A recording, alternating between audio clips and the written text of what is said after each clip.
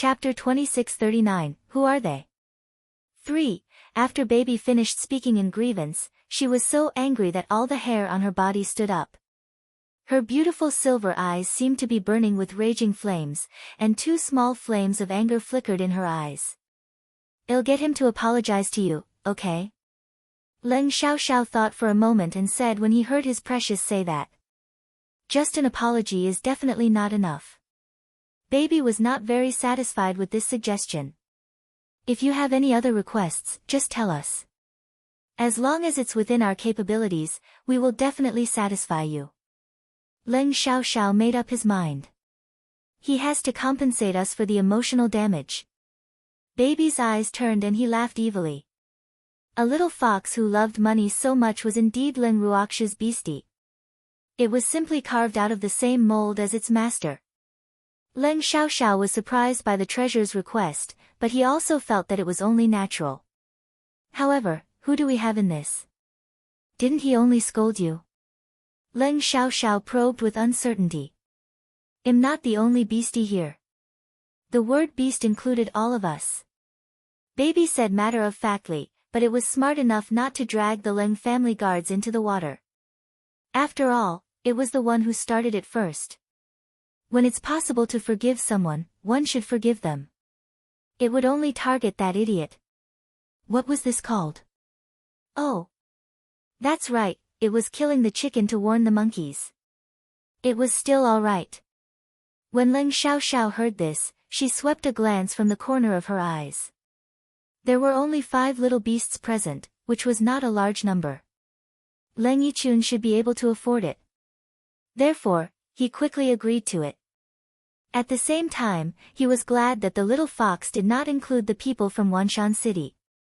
Otherwise, Leng Yichun would have to pay off his debt for the rest of his life. However, what he didn't know was that even if there were only 5 little beasts who wanted compensation for mental damage, it would be enough for Leng Yichun to spend the rest of his life paying off his debts. "Can we enter the city now?" Leng Xiaoxiao, who felt that he had settled the few little beasts in front of him, asked again. Looking at Leng Yichun, who had fainted from anger after hearing that he had to pay for emotional damages, Baby finally nodded kindly. Then, he glanced at the head butler of Wanshan City and said, "Head butler, let's enter the city." "Yes." The head butler of Wanshan City nodded his head and heaved a long sigh of relief in his heart. The matter was finally resolved without any mishaps. He no longer had to be an invisible person. It was really good. However, Leng Xiaoqing and Leng Xiaoxiao's attention was obviously focused on the few little beasts. In this regard, the head butler of Wanshan City was rather calm after being ignored. In his words, he wanted to keep a low profile, and it would be perfect if he was not noticed by others. He followed Leng Xiaoqing and his brother into the city of Prideful Frost, and then to the Leng family's main residence. The head butler and the others were led directly to the accommodation that was arranged for them by the Leng family's butler, while the treasures and the other beasts went to the falling snow garden. The 5 little beasts, who had not seen their master for a long time, were so excited when they saw Leng Ruoxiu that they could not control themselves. They all pounced towards Leng Ruoxiu enthusiastically. Leng Ruoxiu hugged this and touched that, playing around with the little beasts. Suddenly, a curious voice rang in their ears. "Eh? Who are they?" The golden eagle flapped its little wings and flew over from the distance. It landed on Leng Ruoxiu's shoulder and asked with a frown. "They are my beastie." Leng Ruoxiu explained to the golden hawk. "You have a beastie?" The golden hawk was surprised. It had never heard of this. Thanks. When Leng Ruoxiu heard this, she could not help but feel a dark cloud hang over her forehead. What did she mean by she had a beastie? Couldn't she have a beastie? One had to know that she had quite a number of beasties.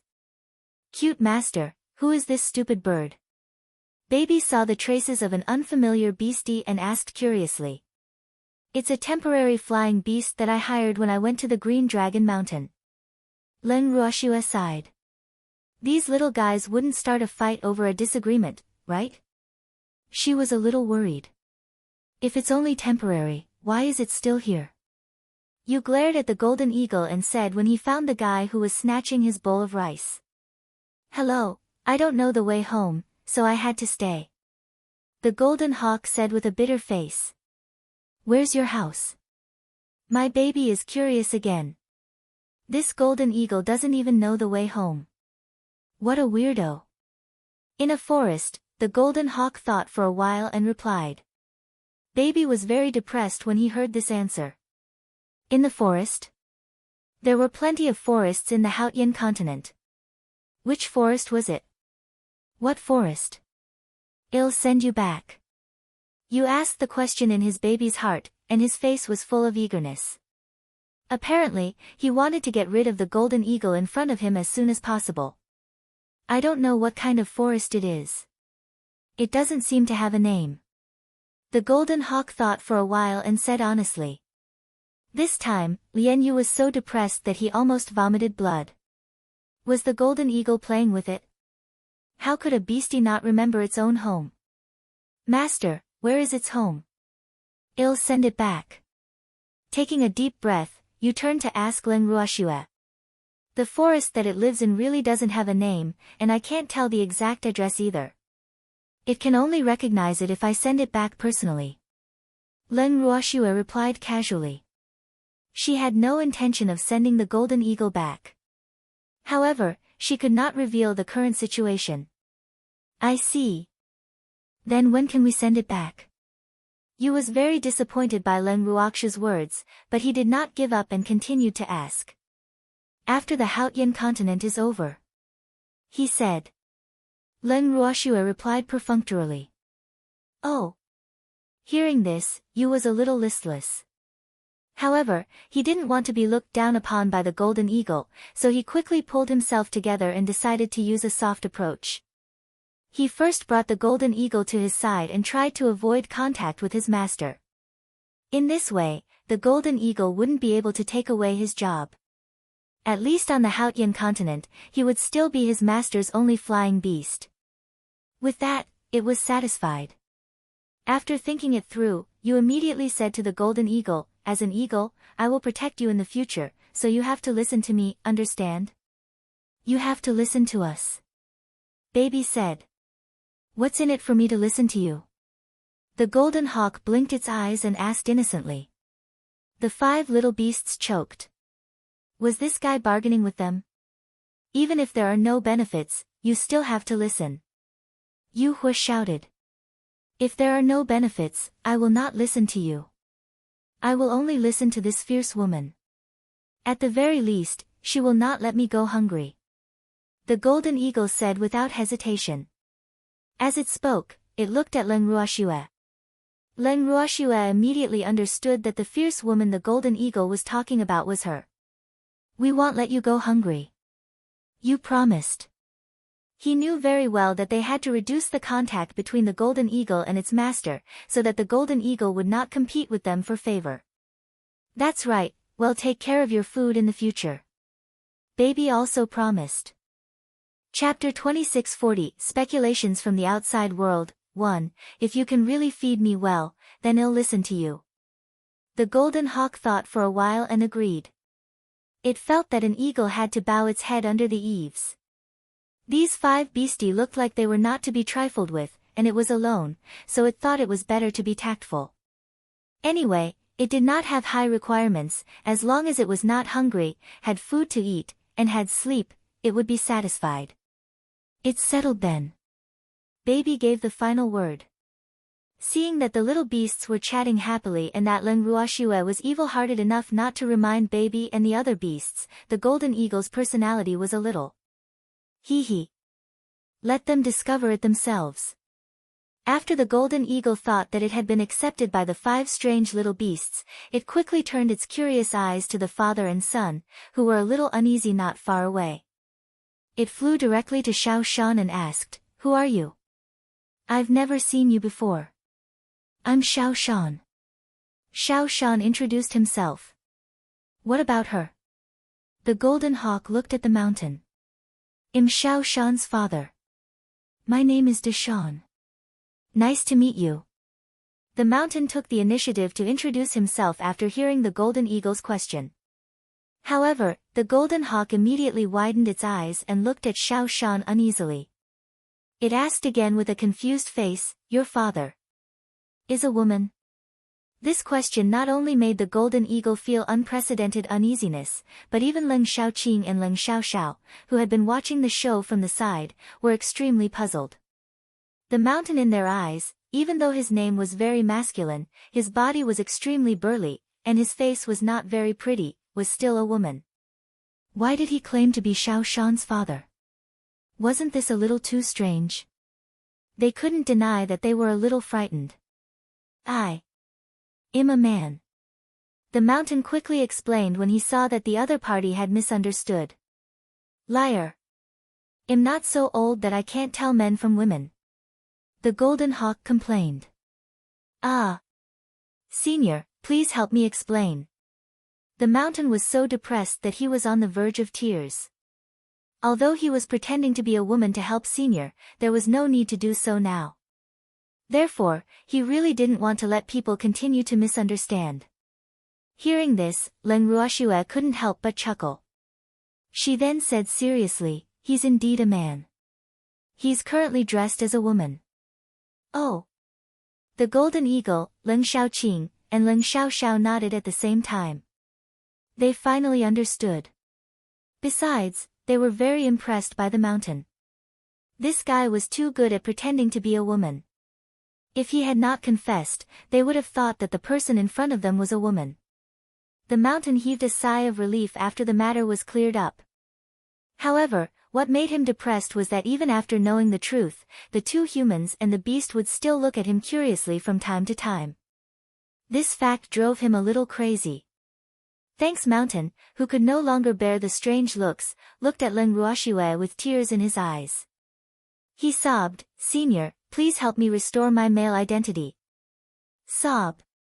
He couldn't take it anymore. "All right then." Leng Ruoxue suppressed her laughter and nodded. Then, she brought Big Mountain into a guest room.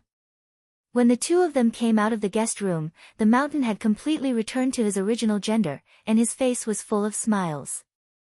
After dressing up as a woman, he finally realized how difficult it was to be a woman.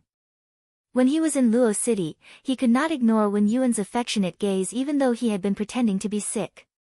If he were a real woman, he might have been secretly delighted by Wen Yuan's gaze. However, he was not a real woman. He was a man deep down. When he was faced with such an affectionate gaze, he did not feel any secret delight. Instead, he felt that it was harassment. That's right. That was how he felt. Although those days were only for a few short days, he deeply felt that he did not want to try again. What's more, on the way to Wanshan City, he still had to serve his precious few masters like a horse or a cow. To be honest, he was very happy to take care of these few beast ancestors, but he didn't want to hear something like, "Aren't you a woman? Why can't you even do such a small thing well?" However, this was nothing. After being with those little beasts for a long time, he also knew that they liked to joke and would tease him from time to time. So, although he was teased like this for no reason, he was still very calm. The real restlessness started when they arrived at Wanshan City. That was the source of his nightmare. This wasn't to say that Wanshan City's people didn't treat him well.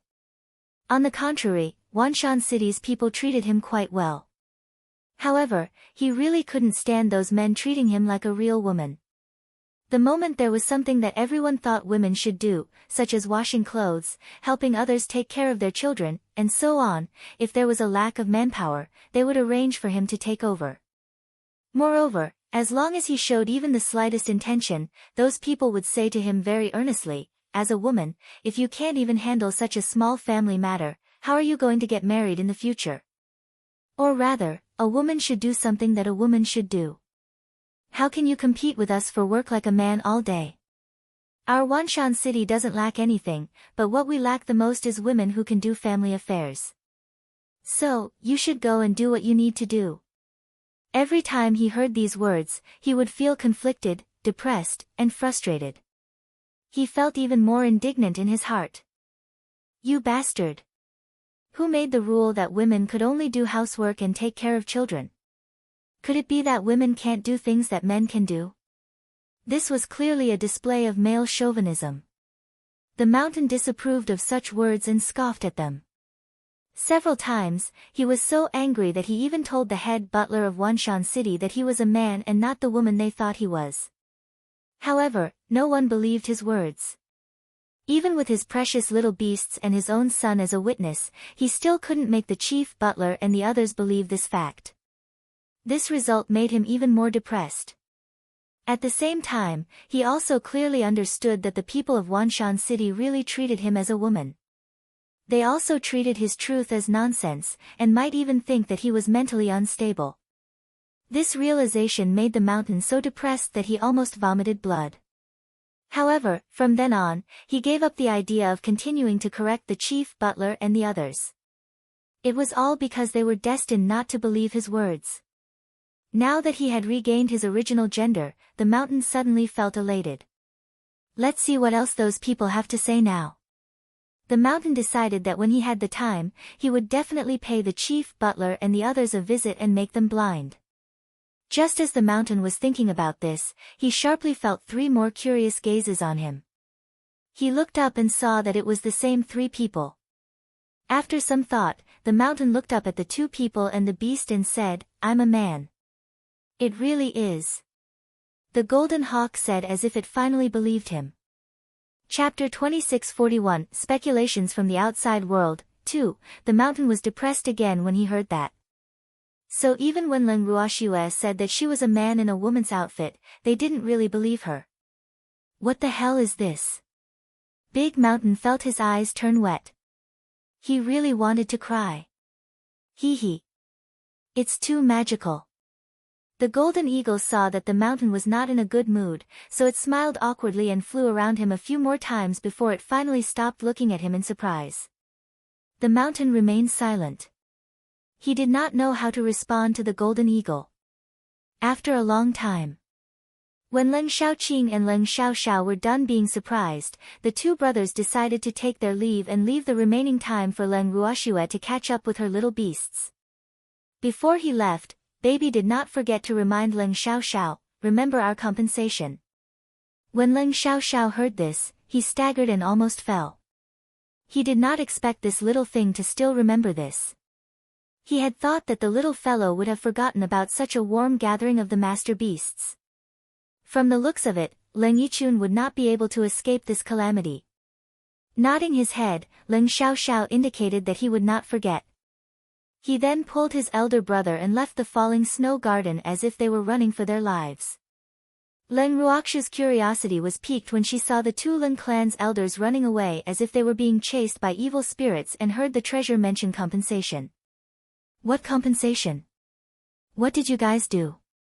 Leng Ruoxue was still unclear about what had just happened outside the city gates, and did not pay attention to the movements of Baby and the rest.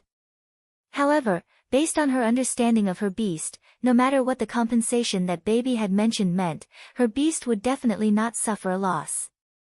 He just didn't know who would be the unlucky one this time. "Cute master, someone is bullying us." Sob. "We're so pitiful, we almost didn't get to see our cute master." When Baby heard Leng Ruoxue's question, it suddenly remembered that it had yet to complain to its master. What a big mistake it was to be a beastie that was good at acting coquettishly. No. It had to work hard to correct its bad habit of forgetting business when it saw its master. "It's that serious?" Hearing her precious words, Leng Ruoxue could do nothing but feel astonished. To be honest, she didn't believe her precious words. In this world, even if someone dared to bully her beastie, the one who would suffer would definitely not be her own child. However, since her precious had already said so, it wouldn't be right if she didn't cooperate. So, after she asked the question in her heart, she revealed a pained expression again. She gently stroked her own beastie's soft and smooth fur and patiently waited for her baby to complain to her. She also wanted to see who had the guts to bully her child. She couldn't even bear to touch a single hair of her little friend, let alone others. Baby's silver eyes were filled with tears as he nodded heavily. He then said, "It's a guy called Leng Yichun who bullied us." Following that, the 5 little beasts explained to their master what Leng Yichun had done at the city gates with added oil and vinegar. After listening to it, Leng Ruox's forehead was filled with black lines while Mountain and his son, who were listening by the side, broke out in cold sweat. They swore, "In the future, no matter who I bully, I will never bully these 5 little beasts. They are really too terrifying." Not only did he vividly describe what had happened at the city gate, he even described Leng Yichun as a criminal who had committed a great crime and wanted to obstruct their master beast from meeting. If Deshawn and his son were not involved at the scene, they might have believed the 5 little fellows and blacklisted Leng Yichun as an important enemy. In addition, he had to think of a way to avenge his beastie. But now, they did not have such thoughts at all. Instead, they felt deep sympathy for that unlucky fellow named Leng Yichun. Of all people to provoke, he had to provoke these 5 black-hearted guys, sigh. He was really too pitiful. Thanks however, as much as they pitied Leng Yichun, they were also curious as to what Leng Ruoxue would do to that unlucky fellow when she heard what the few little beasts said. What made them even more confused was the strange expression on Leng Ruox's beautiful face. Rage? It didn't look like it. But it didn't make sense for him to not be angry. Based on their understanding of Leng Ruoxue, they knew very well how protective this master was of their beastie. Now that he heard that his beastie was being bullied, why did he have such an expression? The father and son were very confused. They truly felt that they could not guess the thoughts of the strong. In reality, the reason why Leng Ruoxue acted this way was because she felt that the Leng Yichun she knew was not the same person as the one her beasties were talking about. Even though she did not have much contact with Leng Yichun and he was a little self-righteous, he was definitely not the kind of person that her precious and the rest were talking about, a tyrant-level character. Based on Leng Yichun's intelligence and courage, he was just a tyrant. If they wanted him to show off his power in front of outsiders, they might as well wait for the iron tree to bloom. After some thought, Leng Ruoxue could not help but ask, "Is the Leng Yichun you're talking about from the Leng family?" "Of course it is." Baby laughed evilly. "But the Leng clan shouldn't have anyone with the same name. Why is the Leng Yichun that you guys are talking about different from the one I know?" Leng Ruoxue asked in bewilderment. Hee. Cute master, people are multifaceted. What you've seen should only be one side of him, while what we've seen is the other side. In short, he looks down on us beasts. We should really throw him to the beast clan. In the beast clan, he will definitely be a different species. At that time, let's see if he still dares to not treat us as humans. Baby said with a face full of anger. When he got to the point of excitement, he even clenched his claws into small fists. Upon hearing this, Leng Ruoxue and Big Mountain broke out in cold sweat. They really wanted to say, "You weren't humans to begin with." However, it seemed that it was better not to say this, or it would affect everyone's relationship. Leng Ruoxue caressed the obviously agitated baby in a comforting manner and said, "That's a good idea. I support you." "Yes, we support you too." The mountain father and son quickly replied in unison. "And me." The mother parasol tree, who had been pretending to be invisible, also said. "I also support it. We must let those humans who disrespected us receive the most severe punishment." The golden eagle said. "Then it's a deal. By the way, cute master, how much should we charge Leng Yichun for his mental damage?" Baby thought for a while and asked. "You guys can do as you see fit. I'll bear the consequences for you. Do whatever you want." Leng Ruoxue said calmly. Baby nodded in satisfaction when he heard this. The mountain father and son were moved to tears. "What a good master!" Sob. When they heard Leng Ruox's words, they had the urge to recognize her as their master. The mountain father and son sighed with emotion. At that moment, several excited voices rang in their ears. "Master! We finally meet again."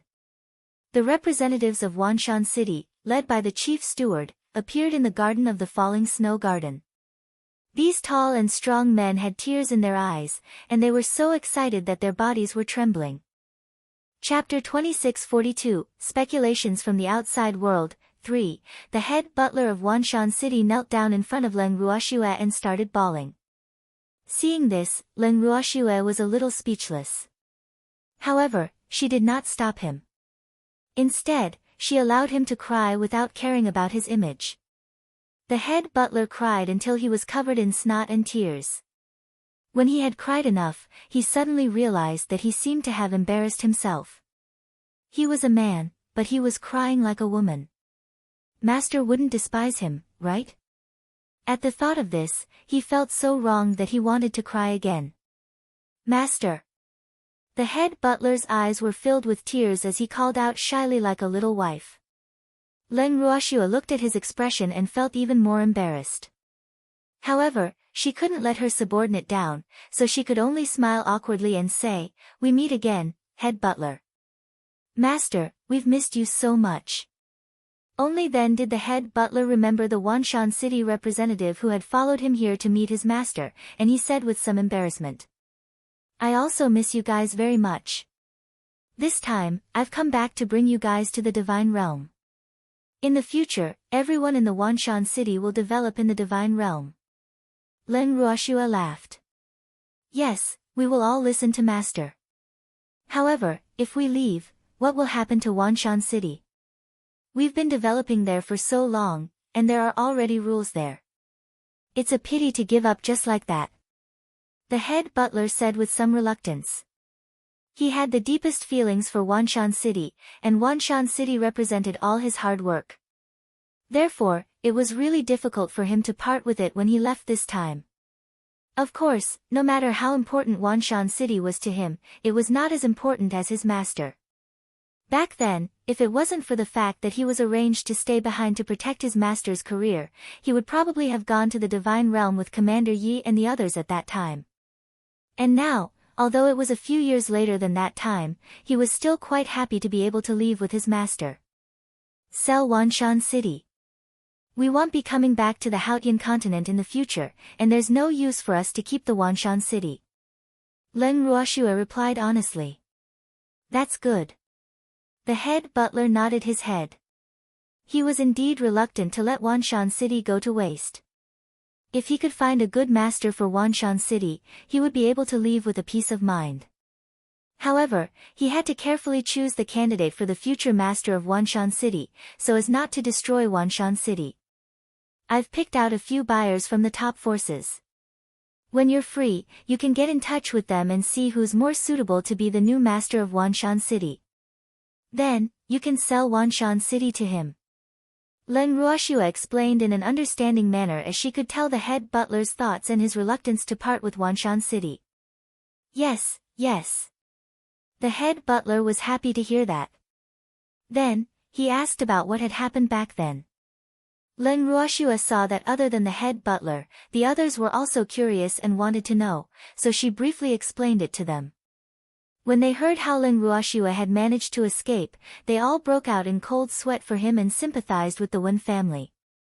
At the mention of the Wen family, the head butler quickly added, "Master, many people from the Wen family have come up from the Haotian continent. I think they were brought back by Sun Tao from the divine realm." Yes, the Wen family in the divinity no longer exists. The Wen family on the Haotian continent should be their only hope of survival. However, the messenger of the Wen family is a disaster. What happened to the Wen family back then had a lot to do with me, so they can't be kept. Leng Ruoxue said honestly. Thanks, she had never thought of herself as a good person. Hence, she would never let go of the Wen family just because she was too soft-hearted and let them off. Most importantly, she did not want to bring herself more trouble in the future. After all, she had only interacted with Wen Yuan for a short while and she knew that the Wen family was ambitious. Besides, Sun Tao was also around. She could not let the Wen family off. Master, what do you need us to do? The head butler nodded in agreement and asked. Let's observe the changes first. Also, I'm sure you've found out how many members of the Wen family are with Sun Tao and where they are. Leng Ruoxue asked. This time, she had sent her precious little beasts to the Wanshan city. This was one of the missions she had assigned them. Yes, we've been keeping track of the Wen family's situation ever since the incident in Luo City. The head butler said proudly, but in the next second, his face immediately fell and he said in frustration, "Master, we couldn't help with the matter in Luo City." This was also one of the chief butler's greatest regrets in his life. He had always blamed himself. After all, they were all his master's subordinates. They had failed in their duties when they only found out about the other party's accident after the incident. You can't be blamed for this. After all, the Luo family is still in the light and they've been developing too quickly. It's only natural for them to become a living target for the other party. Besides, no one expected Sun Tao to lead the Wen family back. Back then, I thought that he had fallen along with the Wen family. If I didn't return to the Hautian continent this time, I wouldn't have thought that he was still alive. Leng Ruoxue consoled. Truly a disaster that lives on for 1,000 years.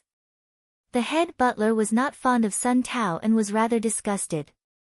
Just the fact that he had kidnapped his master with his master back then was enough to make him hate Sun Tao to the bone. Don't worry, he won't have a good ending. Leng Ruoxue smiled as she promised. Yes, with master around, Sun Tao will definitely not be able to escape this time. The head butler said with a smile. Leng Ruoxue didn't expect the head butler to learn how to suck up to her. She smiled and nodded. After exchanging pleasantries for a while, everyone busied themselves with preparing food and wine, preparing to celebrate. After preparing food and wine, it was late at night. The chief butler and the others left Luo Shuiyuan reluctantly. Of course, they were all carried away by the Leng family's attendants. After they left, the mother parasol tree, who had also drunk quite a bit, looked at Leng Ruoxue with a smile and said, "Shuer, your subordinates can drink a lot, but they can't drink as much as I can. Look. They were all taken down by me. Hey. Don't move, I'm talking to you." Hearing the mother parasol tree's drunkenness, Leng Ruoxue laughed and said helplessly, "Senior, I didn't move. You're drunk." After saying that, she couldn't help but hold her forehead. In her entire life, this was the first time she had seen a drunk tree. It seemed that no matter how high the cultivation of the tree in front of her was, when it was drunk, it was no different from ordinary people. However, the drunk mother parasol tree would never admit that it had drunk too much. Instead, it looked at Leng Ruoxue unhappily and said, "Little girl, I'm not drunk. You're the one who's moving. You can't fool me." All right. Leng Ruoxue gave up on arguing with someone who was so drunk that she could not differentiate between north and south. She supported the mother parasol tree back to her room and helped her lie down before she left and went to the garden again. When they reached the garden, Leng Ruoxue was even more speechless. His beastie was so drunk that it was lying on the ground. The mountain father and son were each hugging a small stone bench, drooling as they slept. After picking up all her little beastie, she looked at Big Mountain and his son again. Finally, she called for 2 servants to send them back to their room. Chapter 2643, Speculations from the Outside World. 4. The next day, the people who woke up began to have headaches. Leng Ruoxue didn't kindly give them the hangover medicine either. Instead, she pretended to look at them with an unhappy expression. Knowing that they were in the wrong, the little beasts and the father and son, the mountain, did not dare to speak. Even the mother parasol tree became very obedient. Seeing them like this, Leng Ruoxue was already laughing in her heart. However, she did not show it on her face. Instead, she continued to look at them with a serious expression.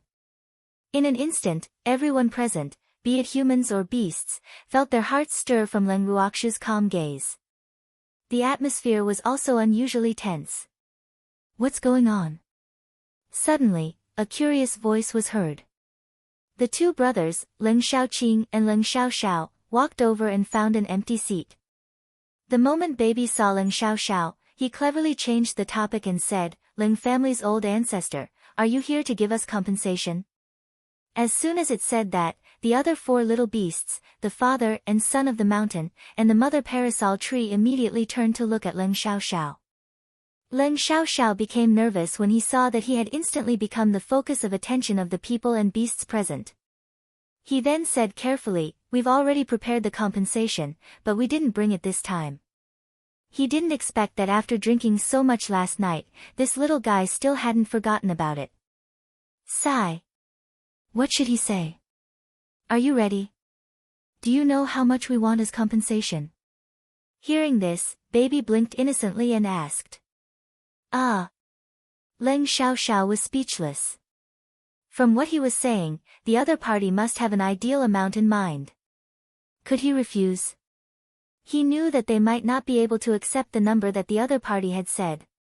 However, looking at the serious expressions on his precious little beasts, he knew that no matter how much the other party wanted for the emotional damage, they would not refuse. Hee. I'm ready, but you can tell me if you have any ideas. Well, discuss it. After a moment of awkwardness, Leng Xiaoxiao quickly corrected himself. And baby was waiting for him to say this. Then, the baby turned to look at its master with a fawning smile and said, "Master, let's discuss the amount of emotional damage. Is there even a need to discuss this? How much assets does Leng Yichun have in total, including all his assets in the Leng family in his future life, as well as his small gold vault? You can just bring them all over." Leng Ruoxue said nonchalantly. Leng Xiaoqing and Leng Xiaoxiao broke out in cold sweat when they heard this.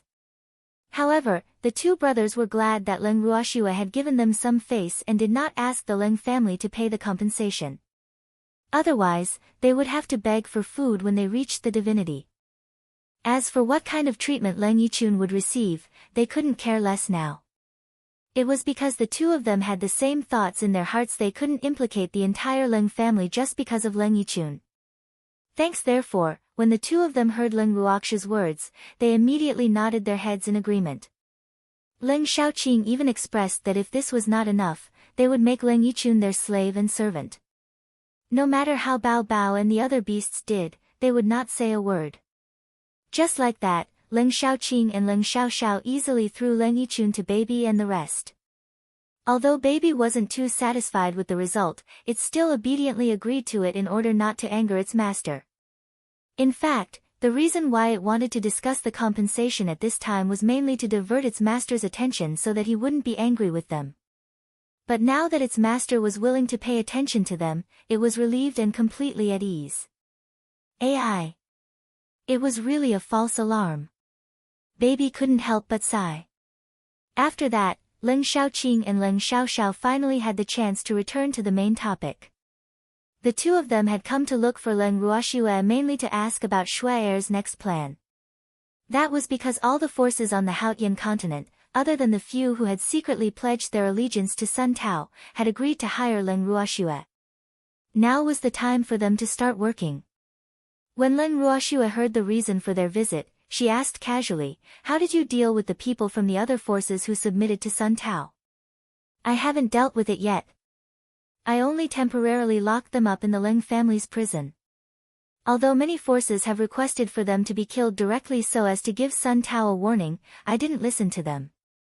Leng Xiaoqing explained. Let them go." Leng Ruoxue nodded. "Let him go." "Shuai'er, they are Sun Tao's men." Leng Xiaoqing could not understand what Leng Ruoxue meant and could not help but remind her. "They're just a few small fries. There's no practical point in keeping them alive. It's better to let them fight with Sun Tao." Leng Ruoxue smiled. That's a good idea. Let them fight Sun Tao while we look for an opportunity to launch a sneak attack." Leng Xiaoqing agreed after some thought. Leng Ruoxue smiled and didn't say much. After knowing her intentions, Leng Xiaoqing and Leng Xiaoxiao immediately bade their goodbyes and released her. As for Leng Ruoxue, she naturally returned to her days of being a hands-off manager. As long as it was a task that required communication with the major forces, she would hand it over to the chief butler and Luo Lin to do, and she would close her door every day, so no one knew what she was busy with. There were even many speculations in the outside world that she was thinking about how to deal with Sun Tao. However, only the people closest to Leng Ruoxue knew that Leng Ruoxue did not do anything at all. She did not even think about it. Every day, other than eating and sleeping, she would either lie in the garden and bask in the sun. Her days were free and at ease. Chapter 2644, Chaos in the Hearts of People. 1. More importantly, Leng Ruoxue did not care about what the outside world thought about her. She was still the same until the mother parasol tree could not stand it anymore. She asked helplessly, "Shuai, how long do you plan to be lazy?" "I'm slacking." Leng Ruoxue, who was lying on the deck chair in the garden, blinked her beautiful eyes and said innocently, "Of course there is. Do you know that the outside world is guessing what you're doing and when you're going to deal with Sun Tao? Many forces can't wait. They're in constant fear every day, afraid that Sun Tao will come to find them. Especially after they heard that the dogs that had submitted to Sun Tao had been released, some forces were furious. You're hiding here and not asking about anything, but the two little guys of the Leng family are so busy. It's really not easy for them." The mother parasol tree sighed as it spoke, and it conveniently pitted Leng Shaoqing and Leng Xiaoxiao. Even though the mother parasol tree said that, Leng Ruoxue could hear a hint of schadenfreude in its tone. Furthermore, Leng Ruoxue knew that the mother parasol tree had been enjoying the show for the past few days. When it had nothing to do, it would use its divine consciousness to watch the show. Hence, she did not believe that the mother parasol tree would suddenly act up with a sense of justice and wanted to accuse her of being irresponsible. "Senior, since you feel so sorry for someone, why don't you go and help them?" Leng Ruoxue teased with a smile. "Help them? How can I help?" The mother parasol tree was shocked and immediately became alert. Nothing good would come out of this little girl asking her for help. She could not be fooled. "I'm just helping them calm down the angry forces. With Senior's pressure, I believe they will shut up soon." Leng Ruoxue laughed evilly. "Girl, you've already signed a contract with them. Can't you just do what you're supposed to do?" The mother parasol tree asked immediately. "I'm on official business. However, some people are too impatient, so I can only ask Senior for help." Leng Ruoxue said innocently. "You're on business. You eat and sleep every day, then eat again after you sleep, or you'll be sunbathing in the garden. Is this called doing proper business? And those little beasts of yours too, playing all day and disappearing without a trace, leaving early and returning late. Wait. Could it be that you had them monitor Sun Tao?" The mother parasol tree suddenly thought of this possibility and quickly asked. "No, they took the golden hawk out to play. The few of them have been getting along quite well recently." Leng Ruoxue nodded in satisfaction.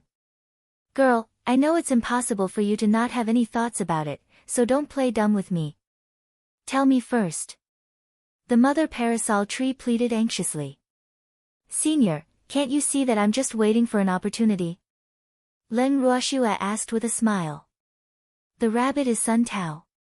The mother parasol tree asked with uncertainty. "It's only one." Leng Ruoxue said calmly. "Are you sure he'll come? Why do I feel like he'll hide in a rat hole the moment he hears your name?"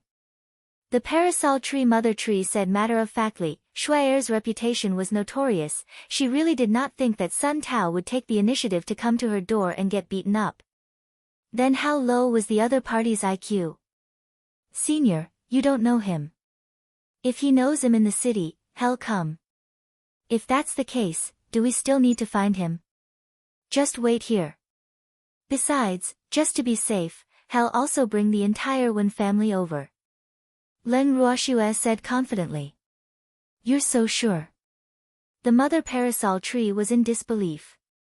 "I'm sure, and I'm certain. Sun Tao is an obstinate and self-opinionated person. He thinks that Haotian continent is already under his control, and he has the Wen family as his helpers. Naturally, he won't take me seriously, so he will definitely come." Leng Ruoxue laughed. "What if he didn't come?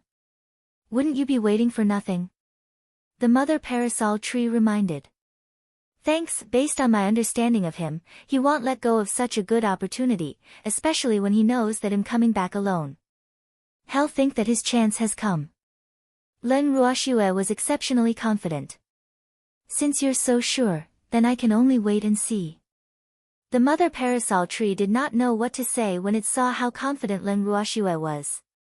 Just as she was about to change the topic, she suddenly saw her baby and the rest return from the outside from the corner of her eye. The mother parasol tree smiled and said, "Ah, I actually saw you guys come back during the day. It's really not easy." Woo! Master, Senior Tree, were on the verge of a mental breakdown. Hearing the voice of the mother parasol tree, Yu was the first to start wailing. When Len Ruoxue and the mother parasol tree saw this, they looked at the dejected little fellows in confusion. What was going on? Who had the ability to make them collapse? The two of them were very curious. However, none of the 5 little beasts answered their questions. Instead, they cried together. Len Ruoxue and the mother parasol tree were speechless when they saw this.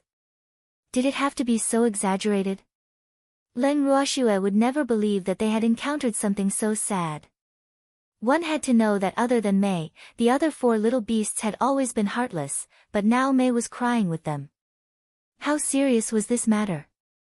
Left with no choice, Len Ruoxue and the mother parasol tree carried the little beasts and coaxed them one by one. Master, you should throw that golden eagle away. If we stay with it, we'll be driven mad. You, who was being coaxed by Len Ruoxue, said with a choked voice. Hearing this, Len Ruoxue and the mother parasol tree looked at each other and understood immediately. It seemed that the 5 little guys had also experienced the golden eagle's character and were deeply shocked. Len Ruoxue pitied them in her heart and asked again, "Where's the golden eagle? Why didn't he come back with you?" The 5 little beasts looked at each other, but no one answered. "Where is it?" Len Ruoxue, who felt that something was amiss, asked again. "It's very good. We put it in a mountain near the proud cold city. We saw that it liked it there, so we left it there." Yu looked at his master carefully and explained. "You guys have already thrown it away." Len Ruoxue was speechless. These little fellows were just asking her to lose the golden hawk. So they wanted to act first and report later. "We didn't leave it behind. It said it liked that place," Yu emphasized. With that, it quickly lowered its little head, not daring to look at Len Ruoxue. Naturally, Len Ruoxue could see a trace of guilt on its face. "Are there any mountains near the city? Why can't I find it?" The mother parasol tree, who had a map of the Haotian continent in her hand, could not help but ask. "There is. The mountain isn't big, so it's not on the map. More importantly, it's very quiet there. No humans will come to disturb it," Baby quickly explained. "You guys are not talking about a barren mountain, are you? Oh my God. That little fellow will starve to death." When the mother parasol tree heard that, it was a little worried. "How can that be? It will find its own food. For so many years, without us, it has still lived well," Baby said disapprovingly. Chapter 2645, Chaos in the Hearts of People, 2, that's different. If it was a barren mountain without any plants, it would be the first golden eagle to die of hunger on the Haotian continent. "Shwer, we have to go find that little fellow." The mother parasol tree was kind and full of love, it could not bear to see the little fellow die from hunger. "Let's go find it." Len Ruoxue nodded. Then, she pretended to look at the 5 little beasts unhappily, as if she was blaming them for making their own decisions. "Master," Len Ruoxue's reproachful gaze was too much for the 5 little fellows. They didn't expect that their master, who had always doted on them, would blame them for a foreign beast. This made them feel very uncomfortable. "Don't you know where you went wrong?" Len Ruoxue asked coldly. "We just don't want it to be by our cute master's side," Baby said loudly. Therefore, Although they seemed to be getting along well with the golden eagle, they were actually trying to find a chance to send it away. After a few days, their desire to do so became stronger, because the golden eagle was driving them crazy. I have quite a number of beastie around me, it doesn't matter if it's one more. Why are you all targeting it? Leng Ruoxue could not understand. As far as she knew, although her precious little fellows liked to fight for favor, they had never deceived other beastie into secretly throwing them away, so she could not understand why they were acting like this. It's all for me. I don't want it to take my job. You said in a low voice. The four of them were all trying to help him by targeting the golden eagle. Didn't I tell you that no beastie can steal your job? Leng Ruoxue sighed softly and her tone softened. But I'm worried. My instinct tells me that it's a great threat to me. Sob. Master has so many flying beasts, and many of them are faster than me. I'm useless in the divine world. If I'm replaced by other eagle clans on Haotian continent, what's the point of me? I don't want to be a burden. I also want to do something for Master. You said with an aggrieved expression. You fool. Who said you're useless? All of you are irreplaceable in my heart. Leng Ruoxue's heart ached when she heard the golden hawk's complaint. These little beasts had been following her since High Wind Continent. Perhaps they couldn't help her sometimes due to their strength, but in her heart, they were not pure beasts, but family. That was why she never thought that you would think that she was useless. AI. It seemed that when she was free, she really had to communicate properly with the beasts to prevent them from overthinking. Oh. Master. When they heard Leng Ruoxue say that they were irreplaceable, the few little beasts pounced into her arms and were so touched that they started bawling again. All right, stop crying. It's as if I'm bullying you. Leng Ruoxue said helplessly. Master is bullying us. That golden eagle is so stupid and likes to talk big. Master is so good to it. Seeing that its master's anger seemed to have subsided, Baby immediately began to complain. In the beginning, they didn't know what the golden hawk was like. However, after spending a few days with it, they found that the hawk was not just unbearable. With this discovery and their master's special treatment of the hawk, they decided to get rid of it on impulse. Their lovely master treated the hawk so differently, which made them deeply realize the danger they had never been in. Hee, it seems like you've experienced it too. Leng Ruoxue laughed evilly. Master is so bad. He knows the hawk's personality, but he still wants us to get along with it. We are almost driven crazy by it. Baby said with lingering fear. This is called sharing blessings and difficulties. As its master, I've endured it for so long. Of course, you guys should experience it too. Leng Ruoxue laughed in delight, especially when she saw the 5 little beasts' resentful gazes. Her laughter became even more cheerful. Bad master. At this moment, if the 5 little beasts still didn't know that they had been tricked by their master, they would be too stupid. However, after thinking it through, they began to doubt their master's motive for keeping the golden eagle. Thanks, the golden eagle had a special personality, so it shouldn't be master's cup of tea. Why did master keep it? Master, when did you change your taste? You couldn't help but ask. What do you mean? This question puzzled Leng Ruoxue. Why did you take that golden eagle in? Don't tell us you didn't have time to send it home. We won't believe you now. Baby took over Yes' question and said it very straightforwardly. Not having time is one thing, but I do want to keep it. Don't you think it's quite interesting? If there are any difficult enemies in the future, well, send it into the enemy's territory to brainwash them, and it'll be twice the result with half the effort. Leng Ruoxue said nonchalantly. The 5 little beasts were speechless when they heard this. But thinking about it, the golden eagle definitely had the ability to drive the enemy crazy, but it was too weak to do anything big. That's a good idea. Let us train this golden hawk. Baby thought for a while and said with confidence. When the May and the other little beasts heard this, they were so frightened that their faces turned pale. You trembled and pointed at the treasure with his wing. He said in a panic. I didn't hear wrong, did I? You still want to train it? Oh my God. You must be crazy. How could you have such a thought? It's not me, it's us. Baby emphasized. I don't want to take on this burden. I'm afraid that before I can train the golden eagle, it will drive me crazy or brainwash me. What do you want to see? You said in shock. If I don't train it, how many enemies can it deal with now? Baby frowned and said with a headache. That still can't be, you still wanted to fight for it, but he was interrupted by Leng Ruoxue. Darling, that's a good idea. From now on, I'll officially hand that little fellow over to you. Not only must you train it well, but you must also take good care of it. Leng Ruoxue said firmly. Cute master, don't worry. We won't fail our mission. Baby was full of confidence. However, the four little beasts were not as confident as it was. They were unusually silent. However, Leng Ruoxue was still very satisfied with this outcome. Let me remind you, that golden eagle has no sense of direction. Most importantly, you guys have lost it on purpose. You can think about it after you find it. At this time, seeing that the master beast and the others were chatting happily, the mother parasol tree could not help but pour some cold water on their heads. Master, the situation doesn't look good. We'd better quickly go and find it.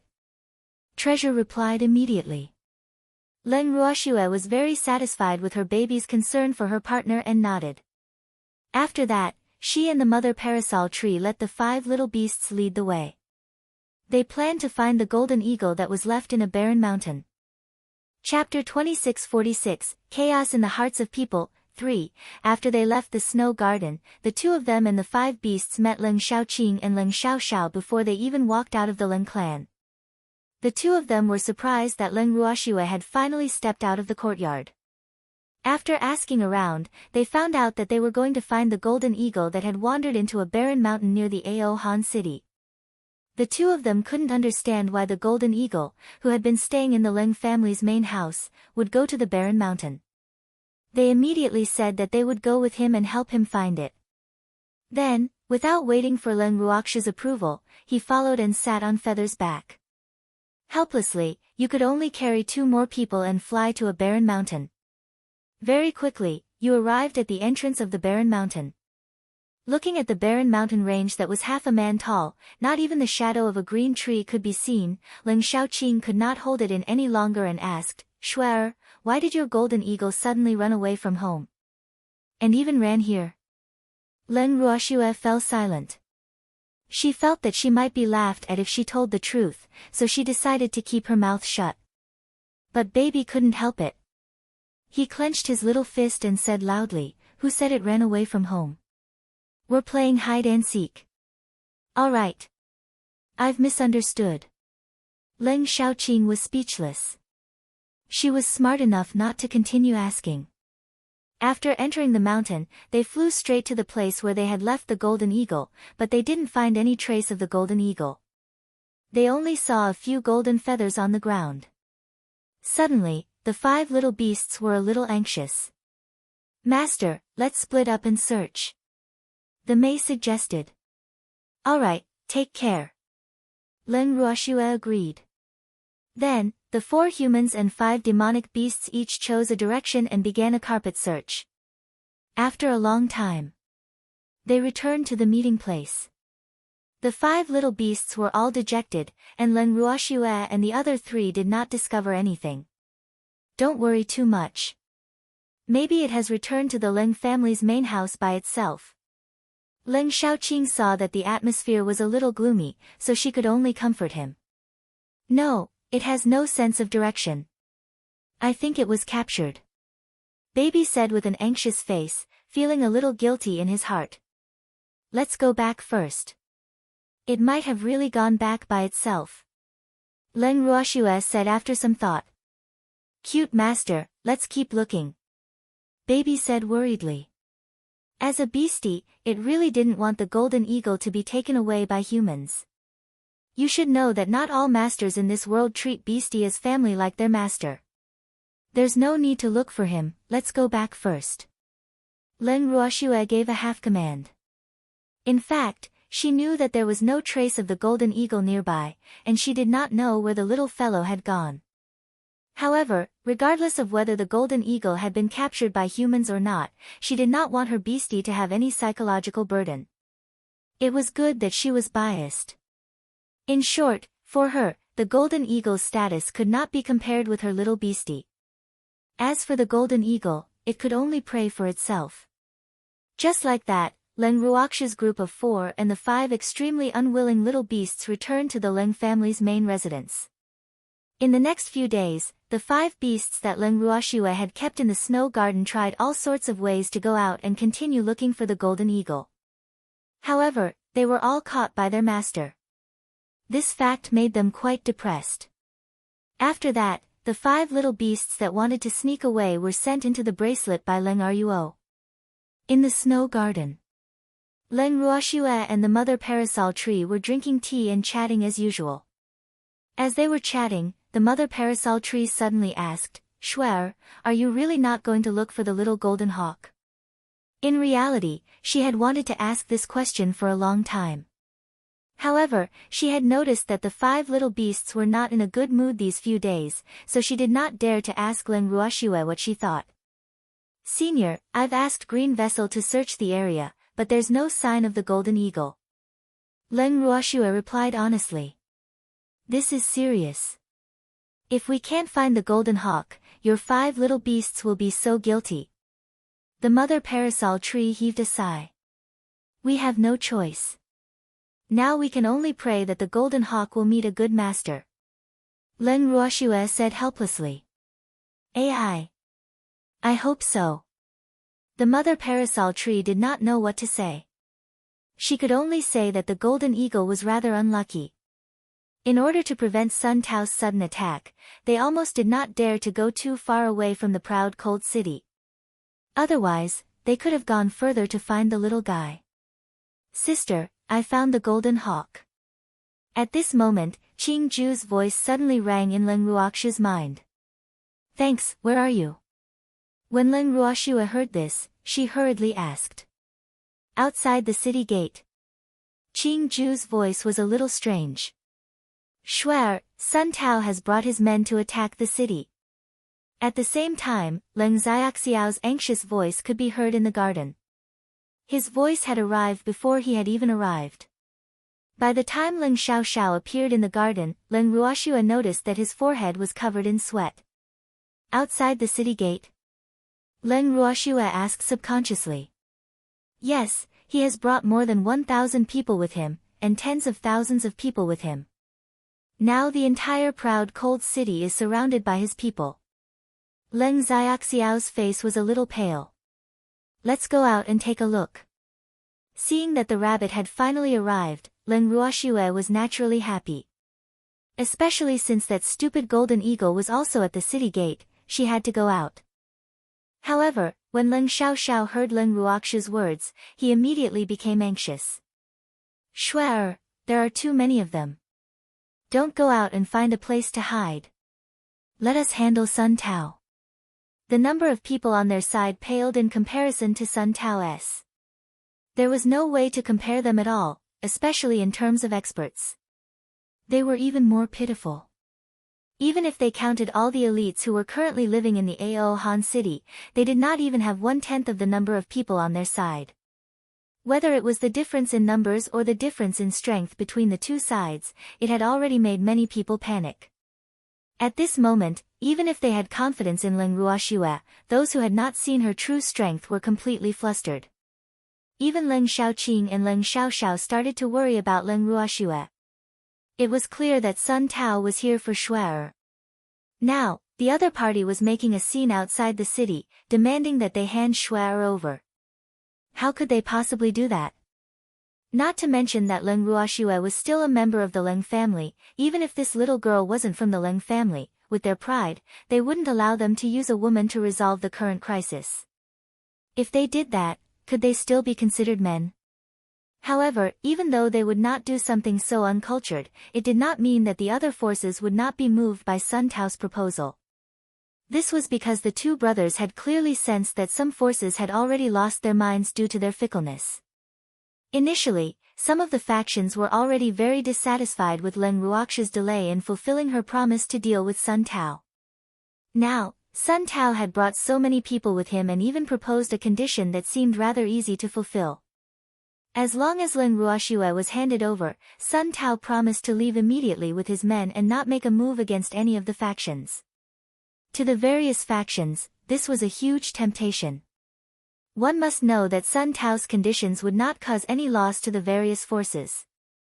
More importantly, the other party had promised never to make a move on them. In the eyes of many forces, this was much more favorable than Leng Ruoxiu's condition of taking half of their assets before she was willing to deal with Sun Tao. It was easy to imagine the choices of some of the forces who had been forced to sign the contract. When the two brothers sensed that some factions were showing signs of such a thing, one of them stayed in the city to deal with the other faction's difficulties, while the other immediately came over to inform Leng Ruoxiu to escape. In their opinion, it was not a good time for Shuai to step out of the Leng family's residence. Otherwise, she would definitely be attacked by some forces. They didn't want to see that happen. When Leng Ruoxiu noticed that Leng Xiaoxiao's tone was a little off, she sized him up and asked, "What happened? Why did you ask me to dodge?" "It's fine. Didn't I say that there are too many of them?" Leng Xiaoxiao said hurriedly. "You want me to hide just because there are too many people?" Leng Ruoxiu was speechless. She was not a fool. When Leng Xiaoxiao said this, other than being anxious, he also had a guilty conscience as if he was lying. He was clearly hiding something from her, and it was something related to her. At the thought of this, Leng Ruoxiu looked at the mother parasol tree. The mother parasol tree saw that Shuai was asking it with her eyes and said with a look of anticipation, "It's so lively inside and outside the city now. The people outside are clamoring to hand you over, and there are also people inside who are demanding the Leng family to hand you over. Shuai, let's go out and watch the show. I can't wait any longer. Let's go." Hearing this, Leng Ruoxiu agreed with the mother parasol tree's suggestion. She also wanted to know who had the foresight to want to hand her over. With that, the two of them ignored Leng Xiaoxiao, who was stomping his feet in anxiety, and left the snow garden. "Shuai, my little ancestor, don't go out." When Leng Xiaoxiao saw that Leng Ruoxiu and the other woman had ignored his existence and advice and walked out, he was so anxious that he almost felt his liver burn with anger. He hurriedly chased after them. However, Leng Ruoxiu had always had her own ideas, so it was impossible for Leng Xiaoxiao to persuade her. Leng Xiaoxiao realized this later on and could only put on an expression as if he was willing to risk his life to accompany the willful girl. He stayed by Leng Ruoxiu's side, guarding her like a guardian angel. He had even decided that if anyone dared to force Shuai, he would fight them to the death. On the way to the Leng family's main residence, the parasol tree noticed that Leng Xiaoxiao was extremely nervous. It even patted his shoulder with a smile and said, "Calm down. Little guy, you're too nervous. Relax." He couldn't relax. Leng Xiaoxiao shot a resentful glance at Leng Ruoxiu. If this girl was willing to listen to him, he might not be so nervous. But now, he felt that he was so worried that his hair had turned white. Chapter 2647, The Picky Golden Eagle, 1. Unfortunately, at this moment, neither Leng Ruoxiu nor the mother parasol tree cared about Leng Xiaoxiao's thoughts. The mother parasol tree was eager for the situation to be as lively and chaotic as possible, but Leng Ruoxiu did not care. The few of them quickly left the Leng family's main residence. As soon as they stepped out of the main gate, they happened to see many forces representatives blocking the Leng family's main residence's entrance, shouting something loudly. The moment they saw Leng Ruoxiu, the entire place fell into a momentary silence. After a few minutes, everyone finally reacted. Someone even started to stir things up, "Quickly hand Leng Ruoxiu over. We'll be safe once we hand her over." His words quickly drew a response from many people, and the scene became chaotic. Leng Xiaoqing, who was originally maintaining order, heard his words and his face turned black immediately. "You bastard! These people were really too lawless. In front of him, the ancestor of the Leng family, they were clamoring to hand over the Leng family. Wasn't this a slap to his face? Leng Xiaoqing was furious, but he was even angrier that Leng Xiaoxiao had failed to persuade that willful girl, Leng Ruoxue, to go into hiding. He had even brought her out. Wasn't this making her a living target? He glared at Leng Xiaoxiao angrily, and his eyes seemed to be blaming him for not doing a good job. Leng Xiaoxiao looked at his elder brother with an aggrieved expression and did not argue. After glaring at Leng Xiaoxiao, Leng Xiaoqing turned her gaze to the person who had spoken earlier. She was about to scold him when an even angrier voice suddenly came from behind her. Who has the guts to hand over my master? The ones who let out this roar were Luo Lin and the others who had arrived after them. Initially, when they heard that Sun Tao had arrived, they wanted to immediately look for Leng Ruoxue. Who knew that their master had already left the falling snow garden? When they heard that, they immediately chased after her and happened to witness the scene just now. Even though Leng Ruoxue and the parasol tree mother tree did not have much of a reaction to the scene before their eyes, when Luo Lin and the rest heard someone suggesting to hand their master over to Sun Tao, their anger instantly surged. The head butler of Wanshan City was one step ahead and grabbed the collar of the instigator, loudly questioning, "Are you the one who wants to hand over my master?" "No, it's not just my idea. This is everyone's idea. You'd better follow the public's opinion. This is good for you and us." The person being held by the head butler of Wanshan City was a middle-aged man. At this moment, his face had already turned pale from the fear of the fiendish head butler, and he was even stuttering a little. However, as soon as he thought of Sun Tao and the others outside the city, he still mustered up his courage to express his thoughts. He felt that he wasn't only doing this for himself, but for everyone's benefit. Hence, everyone should be grateful to him for taking the lead to make such a request. One should know that the law couldn't punish the masses. If this was everyone's intention, then Leng Ruoxue would have no choice but to comply. But would Leng Ruoxue do what he had imagined? The answer was no. When the myriad mountain city's head butler heard the other party's words, he snorted and roared, "Bullshit! What do you mean by everyone's intention? This was clearly your own idea, and you actually pushed the responsibility onto everyone. What kind of heart do you have? At a time like this, instead of thinking about how everyone should work together to deal with Sun Tao, you're instigating internal strife among us. Speak. Are you a spy sent by Sun Tao?" "Thanks, I am not. Don't wrong me." The middle-aged man was furious. In a short moment, his pale face turned red. It was obvious how angry he was. It must be known that in the middle-aged man's mind, instigating was one thing, but he definitely couldn't let the other party pin the blame of Sun Tao's traitor on his head. If everyone suspected him like that, even if Sun Tao didn't attack him, these people wouldn't let him off. So for the sake of his life, he couldn't be wronged like that no matter what. However, after many years of experience, the head butler of the Wanshan City was no longer the kind bandit he was in the past. The current him had the aura of a superior. Seeing that the other party seemed to want to put up a last-ditch struggle, he coldly laughed and said, "Wrongly accused you? Do I need to do that? Of course there is. You are Leng Ruoxue's subordinate. Because I suggested for everyone to hand Leng Ruoxue over, you bore a grudge against me." The middle-aged man quibbled. "All right. I hate you so much, so shouldn't I just kill you now? Who asked you to incite everyone to hand over my master?" "I have no choice," Wanshan City's head butler said with a face full of evil intent. His cold eyes swept across the others. These fence-sitters, he really hoped that Sun Tao could get rid of them all. Otherwise, helping them might just turn out to be a bunch of ungrateful wolves. You, the middle-aged man was so angry that he couldn't speak. After taking a few deep breaths, he turned his head to the people behind him and continued to incite, "You guys heard it.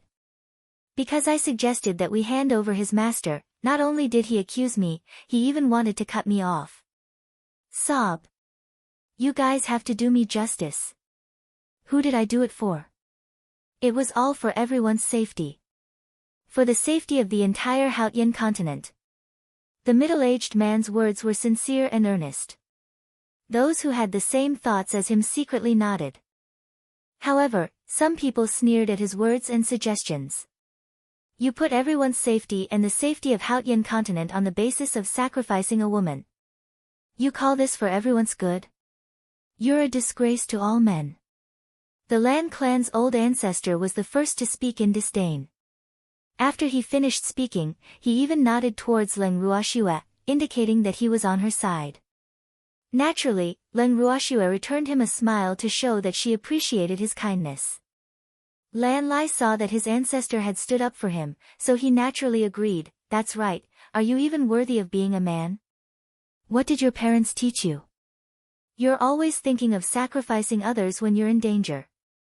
No wonder your family is still a small, unranked family. With your thoughts, your family will never be able to become strong. I truly feel sorry for your clansmen. How could they have a clan head like you? You sacrificed a weak woman when you encountered danger today, but what about next time? If there's any more danger, are you going to sacrifice your family?" Lan Lai's words were malicious and seemed to be trying to sow discord. The middle-aged man's family members listened to Lan Lai's words and thought about it carefully. After all, this kind of thing could happen in the future. They knew better than anyone else what kind of person their master was. He was a timid person. To say that he was a spy planted by Sun Tao was indeed an injustice. Their family head did not have the brains to think of submitting to Sun Tao. Furthermore, their family's strength was too low.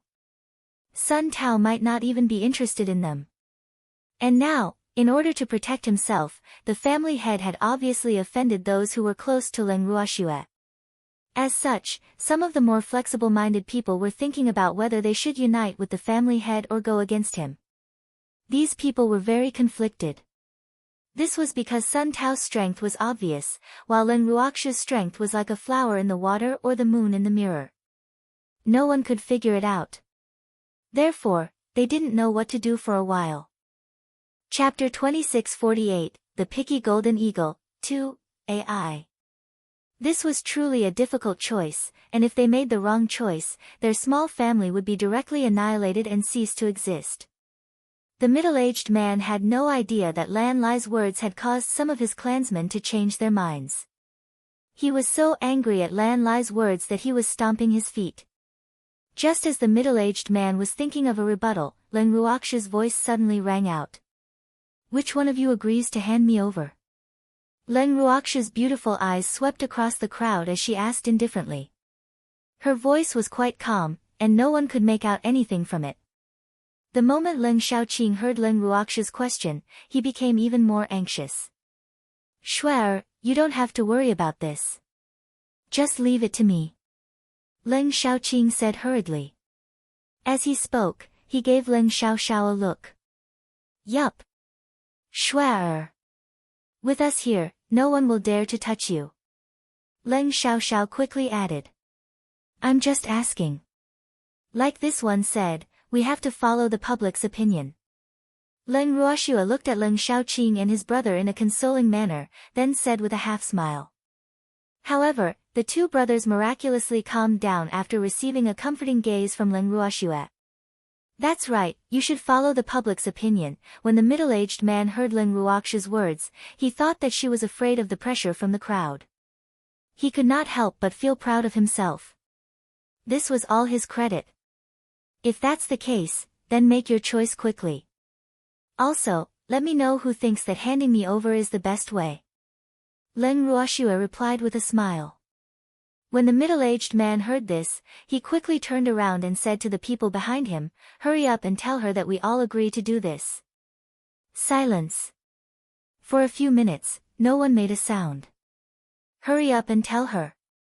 As long as we hand her over to Sun Tao, we'll be safe." Seeing that no one responded, the middle-aged man was a little anxious. He could not understand why so many people had agreed to hand Leng Ruoxue over just a moment ago. Why was everyone so silent now? If they didn't respond, then what was the point of him acting alone?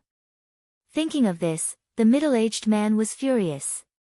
He felt that Leng Ruoxia's appearance had given everyone great pressure, causing them to not dare to express their feelings. What should he do? The middle-aged man was very anxious. His forehead was slowly covered in cold sweat. What? Weren't you guys yelling and yelling happily before? Leng Ruoxia asked coldly.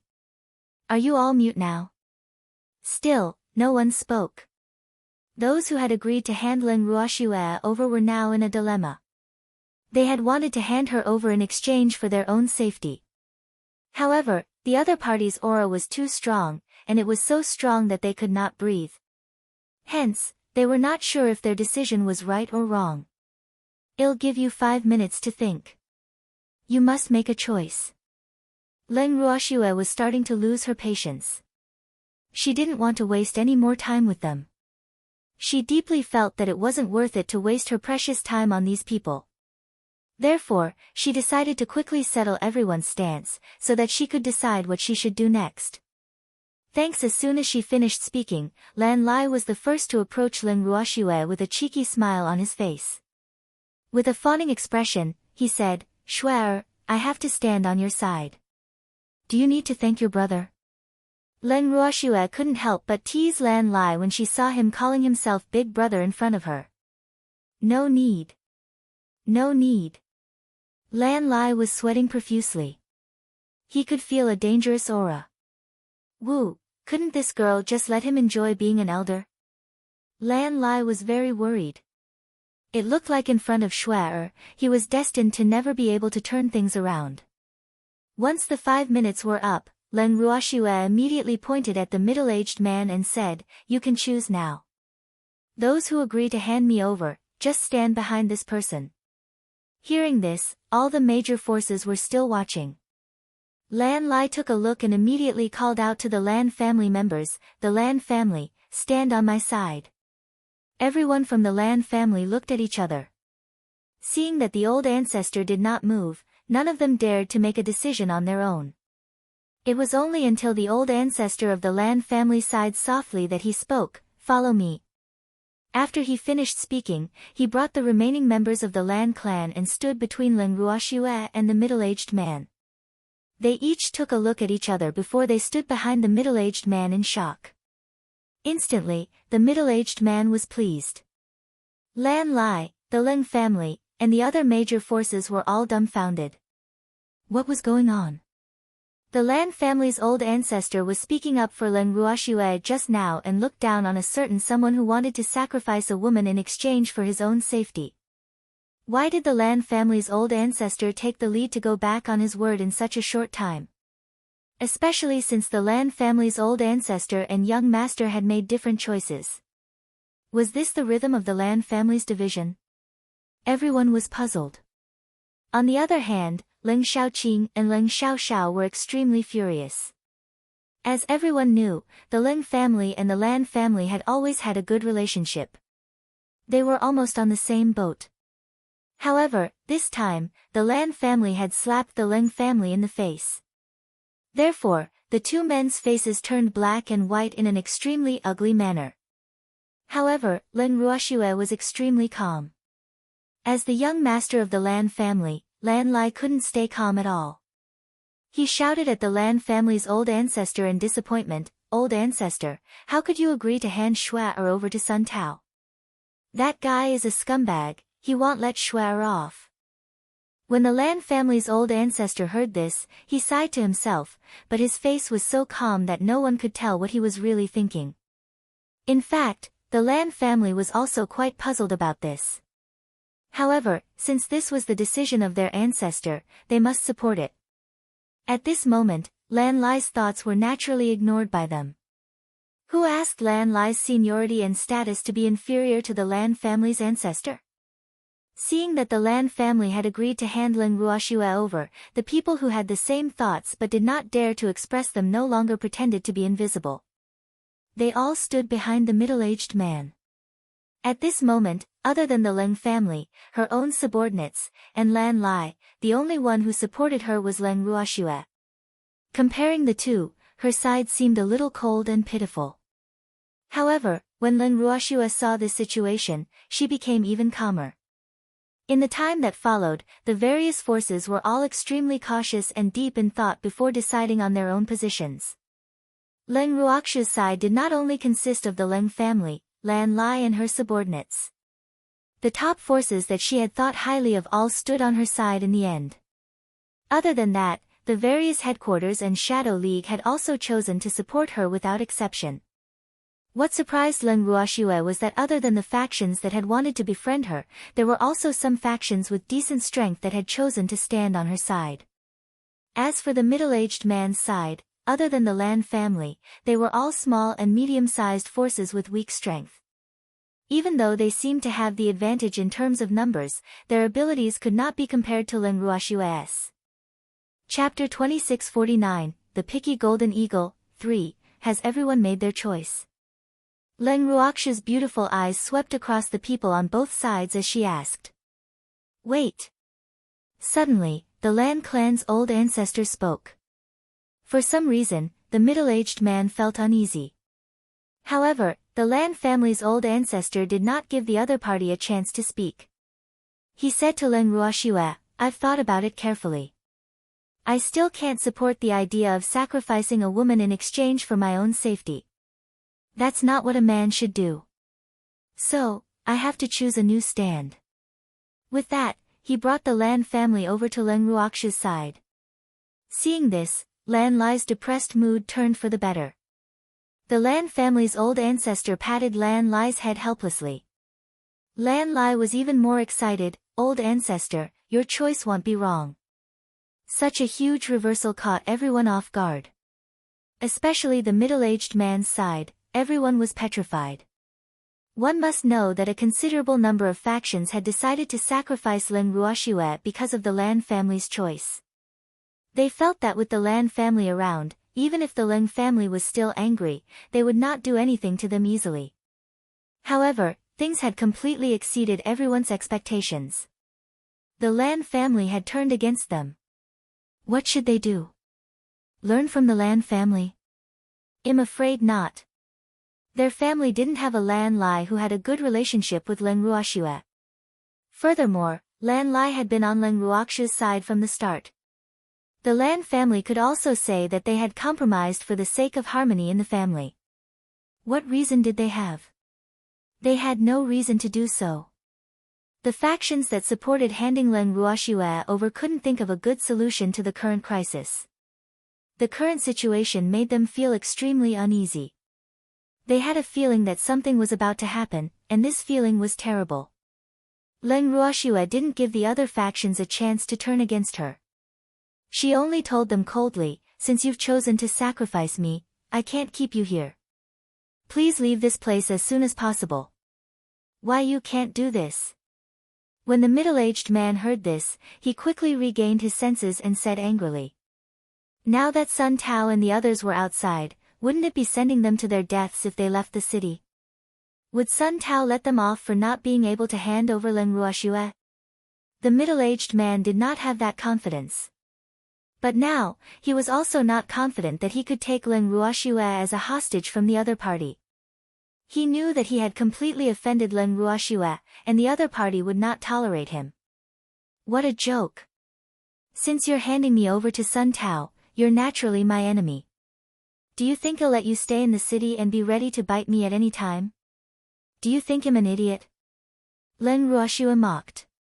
When the head butler of Wanshan City heard this, he supported Leng Ruoxue with all his might and said, That's right. You can't stay here any longer. You can choose to leave on your own or to have us kick you out. We won't leave the city, right? The middle-aged man saw that the other party seemed to want to use force, so he quickly turned around and began to incite again. That's right. We're not leaving. Before the middle-aged man's group could finish their words, the impatient chief steward of Wanshan City directly picked up the middle-aged man and sat on his flying beast. He flew to the tall city wall and gently threw the middle-aged man out. This scene made many people feel afraid. However, it was useless to be afraid, because it would soon be their turn. The people of Wanshan City were like wolves. Seeing that the head butler had taken the lead, they naturally followed suit. Very quickly, those who wanted to hand Leng Ruoxue over were all thrown out of the city walls of the proud cold city. Looking at the entrance of the Leng family's main residence, which had become much quieter in an instant, the remaining forces were all trembling with fear. These people were really too barbaric and didn't play by the rules. They actually threw the other party out. One had to know that this wasn't just a matter of losing face, there were still Sun Tao's men outside the city watching covetously. At the same time, they were also glad that they had made the choice. Otherwise, they would have been the ones to be treated like this. Thanks. After doing all this, everyone from the Wanshan city clapped their hands in disgust, as if they had just thrown something dirty. The people they had thrown out of the city were all panicking. Although it was absolutely impossible for a cultivator to die from being thrown from such a high city wall, it would still be painful even if he did not die. After all, not everyone had the wind attribute and not everyone had the strength of a dark supreme. Therefore, they fell from the city wall in different postures. At the same time, Sun Tao and the rest who were waiting outside the city had also noticed the commotion. However, they were extremely puzzled by the commotion. What the hell was this? Even if they knew that they were no match for them, they didn't have to jump down from the city wall, right? He wouldn't die from the fall and would be completely exposed in front of them. What was the use? Initially, Sun Tao and the rest were very relaxed. However, when they heard those bangs, after the sound of a heavy object falling to the ground, they could no longer remain calm. The moment Sun Tao recalled that Leng Ruoxue was in the proud cold city, he felt that this could be the cunning woman's plan. Hence, he had no choice but to be on guard. Summoning his confidant, Sun Tao ordered him to capture a few people to interrogate them about the other party's intentions.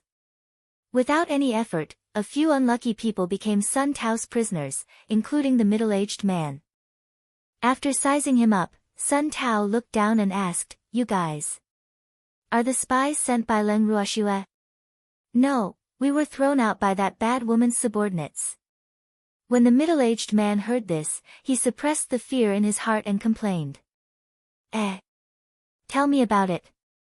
Sun Tao was quite interested in this explanation, and the middle-aged man, who was full of resentment, did not disappoint him. He explained the matter clearly in a few words. In the end, the middle-aged man even looked at Sun Tao and said, "Senior, I was definitely responding to your call to hand Leng Ruoxue over to you. But someone disagreed, and I couldn't do anything. Now, we have been chased out of the proud cold city. Oh, Senior, you have to help us." The middle-aged man cried and begged. Sun Tao patted his head and comforted him, "Don't worry, I will make the decision for you. Your choice is wise. Now, tell me, what kind of people are there in the city? I'm hungry." Just as Sun Tao was about to ask about Ao Hancheng's strength, a bitter voice suddenly rang out. Hearing that, Sun Tao turned around and scolded, "Eat! Eat! Eat! You only know how to eat. You won't starve to death if you don't eat. You're abusing cute little animals. I'm going to sue you." As he spoke, a small golden eagle had already flown in front of Sun Tao and landed on the middle-aged man's head. The middle-aged man was so scared that he didn't dare to move, because he could clearly feel the sharp claws of the eaglet on his head. If he moved carelessly, the eagle's claws would accidentally scratch his head, and his head would probably be cut off. No one knew whether it was intentional or not, but the hawk was actually waving its sharp claws here and there. Feeling a chill on the top of his head, the middle-aged man was so scared that his legs went soft. This was too much bullying. However, Sun Tao could not understand the fear in the middle-aged man's heart. Instead, he looked at the golden eagle in front of him impatiently and said, "Sue me? Where should we go?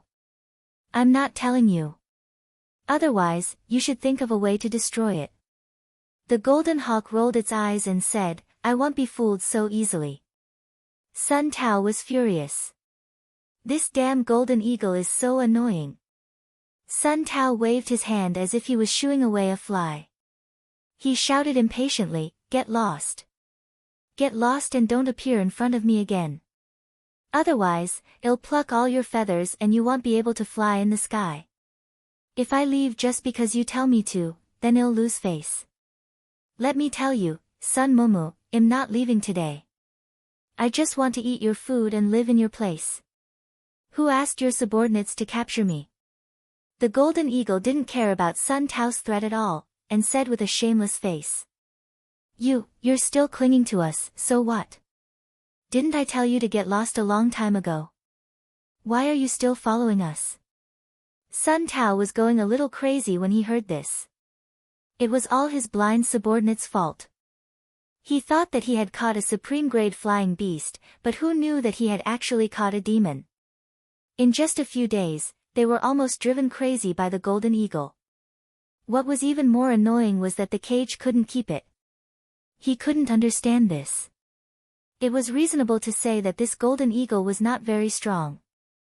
It was just agile, fast, and slippery like a loach. But there were so many of them. It was impossible for them to be helpless against it, right? However, it was the truth. All of them together couldn't even take down a golden hawk. This result made everyone quite depressed. As for the golden hawk, they tried to get rid of it several times, but it always followed them like a shadow. It even asked them for food and water. If they didn't give it to it, they would be in a mess. If he didn't give her a good one, she wouldn't accept it either. He really didn't know where this ancestor came from. Why was he so difficult to serve? Sun Tao was confused, but in order to get rid of the hawk, he threw out a piece of dried meat out of habit, because it was the hawk's favorite snack. But this time, the hawk didn't even look at the dried meat, and even said with a disgusted face, "You're letting me eat this broken thing?" Chapter 2650, How Audacious. 1. Broken thing. Don't you like it? Hearing the golden hawk's words, the veins on Sun Tao's forehead throbbed. He didn't know why, but he had a bad feeling. He felt that the golden hawk was looking for trouble, because this guy never stayed quiet for a day. Sure enough, after the golden hawk heard Sun Tao's words, it said with a look of disgust, "Don't you know that eagles also want a change of taste? Eagles are also very picky with their food. Don't even think about using this dry, hard-bound dried meat to deceive me. I'm telling you, this lord wants to eat roasted meat now, bring me roasted meat." Sun Tao's face turned completely black after the golden hawk finished its command. You bastard! Did this broken bird really think it was a master? You still want to eat barbecue at this time? They were here to attack the city, so how could they have time to roast meat for it? However, it was impossible to not satisfy the golden hawk's appetite. Once the golden hawk's desire was not satisfied, it would come up with all kinds of strange ways to achieve its goal. By then, they would be the ones being tortured. Swallowing his anger, Sun Tao had no choice but to compromise. He called over a subordinate and said, "Go and roast some meat for this damn bird." The subordinate was about to leave when the golden eagle's voice rang again. "Don't try to fool me with that meat that has been there for a long time. I want to eat the freshest roast meat." In other words, the golden hawk wanted them to catch some low-level beasts and roast them for it. Upon hearing this request, Sun Tao and one of his unlucky subordinates were all a little frantic. Damn it, this fellow's requirements were really high. Where would they find the time to catch it now? Wasn't this making things difficult for him? However, they didn't know that it was hard for the golden hawk to do that. The next second, the golden hawk said, "I'm afraid that you'll fool me, so I've decided to go with you to catch Sun Momo myself.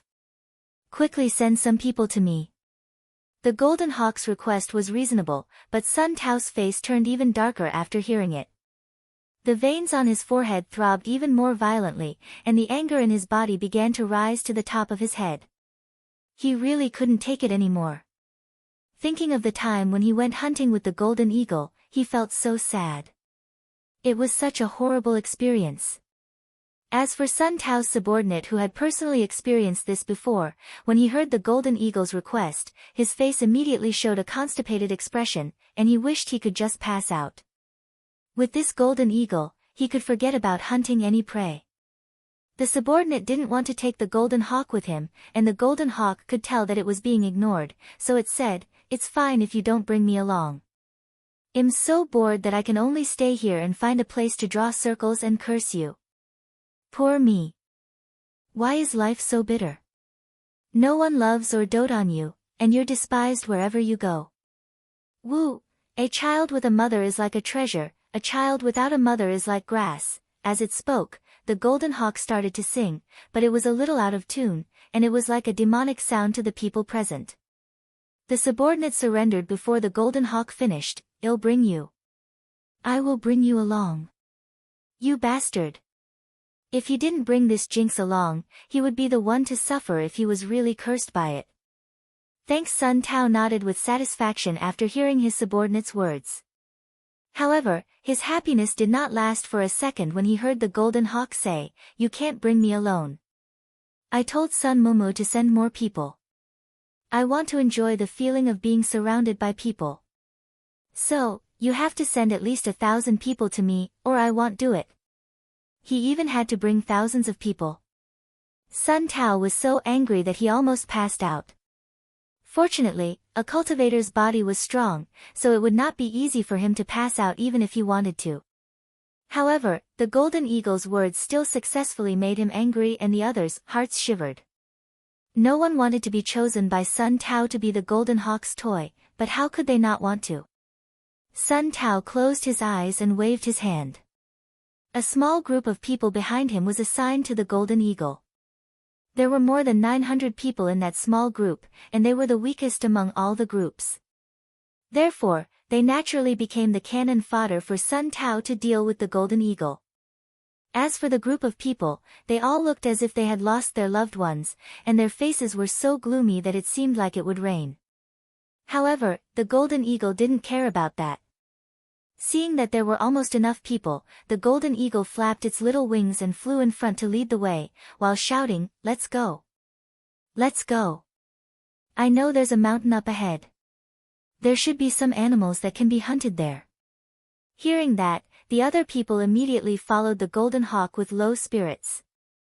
Sun Tao heaved a sigh of relief when he saw that the golden eagle had finally left. He turned his gaze to the middle-aged man and wanted to continue asking. However, the middle-aged man was clearly scared silly by what had just happened. He spoke incoherently for a long time, but he couldn't say a single useful word. Halfway through, his eyes rolled back and he fainted. Sun Tao was furious. Then, he wanted to ask the others, but none of the people brought by his subordinates were able to do anything. Before he could ask them in detail, the rest of them were all foaming at the mouth and unconscious. The people on Sun Tao's side were dumbfounded. What was going on? How did this happen? In fact, even if Sun Tao did not ask them, he had a simple understanding of the situation in the city. However, he thought that it would not hurt to ask more. However, who knew that this would add to his heart's burden? Not only did he not get any information, but this scene also made the people who were thrown out of the city think that Sun Tao had killed them. So, before Sun Tao could send his subordinates to arrest them again, those people had already scattered in fear. When Sun Tao saw this, his face turned red with anger and he quickly ordered, "Capture all of them. Don't let any of them escape." As soon as Sun Tao's order was given, the people who were originally gathered immediately divided into several teams and went to capture the people separately.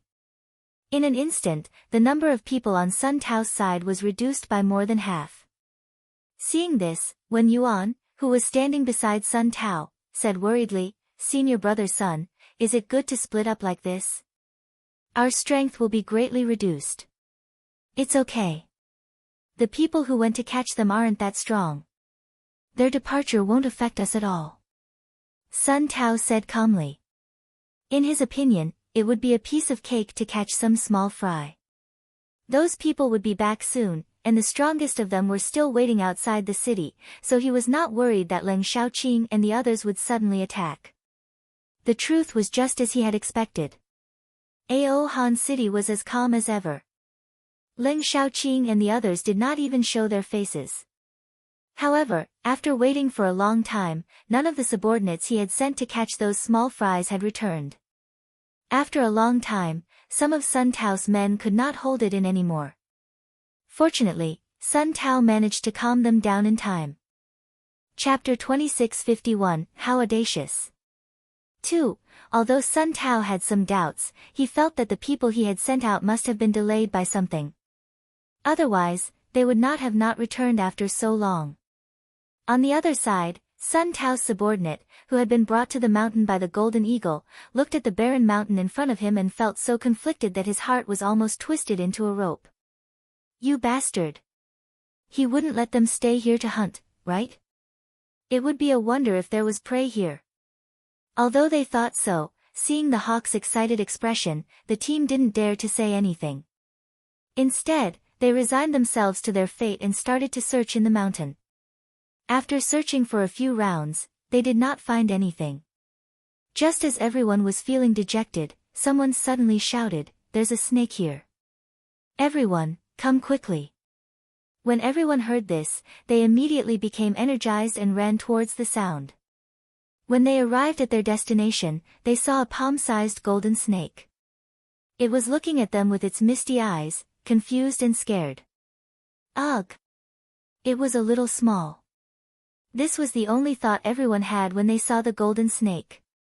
However, no matter how small a snake was, it was still meat. Therefore, everyone pounced on the little snake collectively without thinking. When the little golden snake saw this, its body couldn't help but shiver, as if it was very afraid. Soon after, it was no longer fighting alone. This was because 4 small beasts had suddenly appeared beside it. There were 3 petite foxes, 1 white, 1 purple, 1 black, and a small black eagle. When everyone saw this, they couldn't help but rub their eyes, wondering why there were 4 more little beasts. However, they didn't think too much about it. They just felt that they could finally complete their task. What was more, the golden eagle didn't come out to make trouble. So this was a great opportunity for them to hunt. They could not let him go. Due to the sudden appearance of a few small beasts, everyone looked at each other, then split into several teams and pounced on the 5 small beasts. In an instant, the 5 little beasts suddenly grew in size, their fists and claws flying in unison.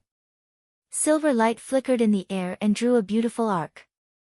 With a thunderous bang, the group of people who thought that they could successfully complete the mission didn't even have time to react before they were directly turned into ashes and fell. All of this happened in just a few minutes.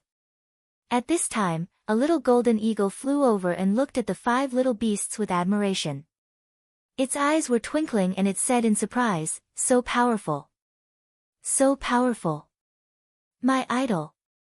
The golden eaglet said as it flew around the 5 little beasts. The May calmly took the golden eaglet into her arms and looked it up and down.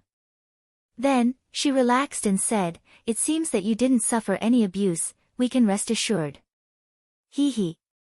Who dares to abuse me? It's already good enough that I don't turn their territory upside down. The golden hawk said proudly. However, the 5 little beasts completely ignored its words. Baby was even more direct. Go and lure more people over. Well, just kill them here and take it as revenge for you. Thanks, hee hee. Good. But I don't know the way back. What should I do? The golden hawk agreed quickly, but soon it was worried again. When Baby heard that, he was so conflicted that he wanted to scratch the wall. If you don't know the way, how did you bring your men here just now? Although it really wanted to ask this, it felt that it was better not to get into a conflict with this stupid bird. It pretended to be calm and looked at Ling, accompany it for a while. All right then. Ling helplessly nodded. The golden hawk was happy to hear that. Go invisible. It said. Why are you invisible? With him invisible, it would be strange if Sun Tao and the others didn't become suspicious. Baby slapped the golden hawk's head and couldn't help but roar. You bastard! The intelligence of this eagle was really worrying. If they didn't feel guilty, they wouldn't have rushed out of the city when they heard their lovely master had found the golden eagle. However, when they saw the golden eagle, they deeply regretted it. This kind of emotion really made it very conflicted. Besides, except for the golden eagle, no human or beast could give them such a feeling. In short, it's very complicated, don't you think? Oh. All right then. I won't be invisible. The golden hawk didn't dare to refuse. Then, Ling unwillingly sat on the back of the golden eagle and gave it directions. The golden eagle then staggered back to the gate of the proud cold city. After seeing Sun Tao, the golden eagle even shouted excitedly, "Sun Mumu, Grandpa is back." When Sun Tao heard this cry, more black lines appeared on his forehead. Just you. Where are my subordinates? Sun Tao felt a little uneasy when he didn't see his subordinates. Them? They had fallen into a trap. I'm here to deliver a letter to you. After saying that, the golden hawk calmly landed on the head of a man next to Sun Tao. Although that man was dissatisfied, he didn't object. Therefore, the golden hawk was more at ease. Ling, who was hiding on the golden hawk's back, twitched his mouth when he saw this. He really didn't know what to say. It was obvious that Sun Tao couldn't do anything to the golden hawk. He really didn't know how this little guy did it. He was very curious. However, now was not the time to ask about this, so it cleverly kept silent. How did they fall into the trap? Did you do it? He asked. Sun Tao was furious. The golden hawk felt wronged and looked at Sun Tao with a bitter face. Sun Momo, how can you wrong a good man? It was clearly your subordinates who were eager to catch their prey, so they dug their own traps. Who knew that they would fall into the trap themselves instead of catching their prey? When the golden hawk said that, its face was so sincere that even Ling, who had been sitting on the back of the golden hawk, almost believed it. Seeing this, Ling was even more confused. The golden hawk seemed to be stupid. How did it learn to lie without them knowing? And it made people want to take it seriously? Did they underestimate the golden hawk? Or was there something that they didn't understand? Ling was at a loss. As for Sun Tao, he thought about what the golden eagle said and knew that his subordinates did have the habit of digging traps to catch large prey. However, he had sent out nearly 1,000 men, and there were more than a dozen of them. He couldn't possibly have all of them fall into the trap, right? Thinking of this, Sun Tao asked doubtfully, I sent nearly 1,000 men to catch your prey. Did they all fall in? Not all of them fell in, but the trap they dug was a little too big. When they were trying to save their companions, they were all pulled in by the people in the trap. The golden hawk said with a knowing expression. A bunch of idiots. Sun Tao had no choice but to believe it. Seeing that Sun Tao had finally believed him, the golden eagle pretended to be indifferent and said, Your subordinates are a bit stupid. In my opinion, there's no need to save them. Let them live and die on their own. Saving them won't be of much help to you, and you still have to raise them for nothing. It's really not worth it. Chapter 2652, Audacious. 3. These words. Even Sun Tao wanted to admit that it was right. However, it would not work if he did not save the man. After all, he was his subordinate, and this was also related to his dignity. After pondering for a moment, Sun Tao immediately turned to a man in black beside him and said, Go and bring some people back to those idiots. It's not enough to just bring people back, you still have to hunt for me. The golden hawk couldn't help but remind. I can't do without your roasted meat. Sun Tao roared at the golden eagle, then turned to remind the man in black, Let's catch some more prey for it. Yes.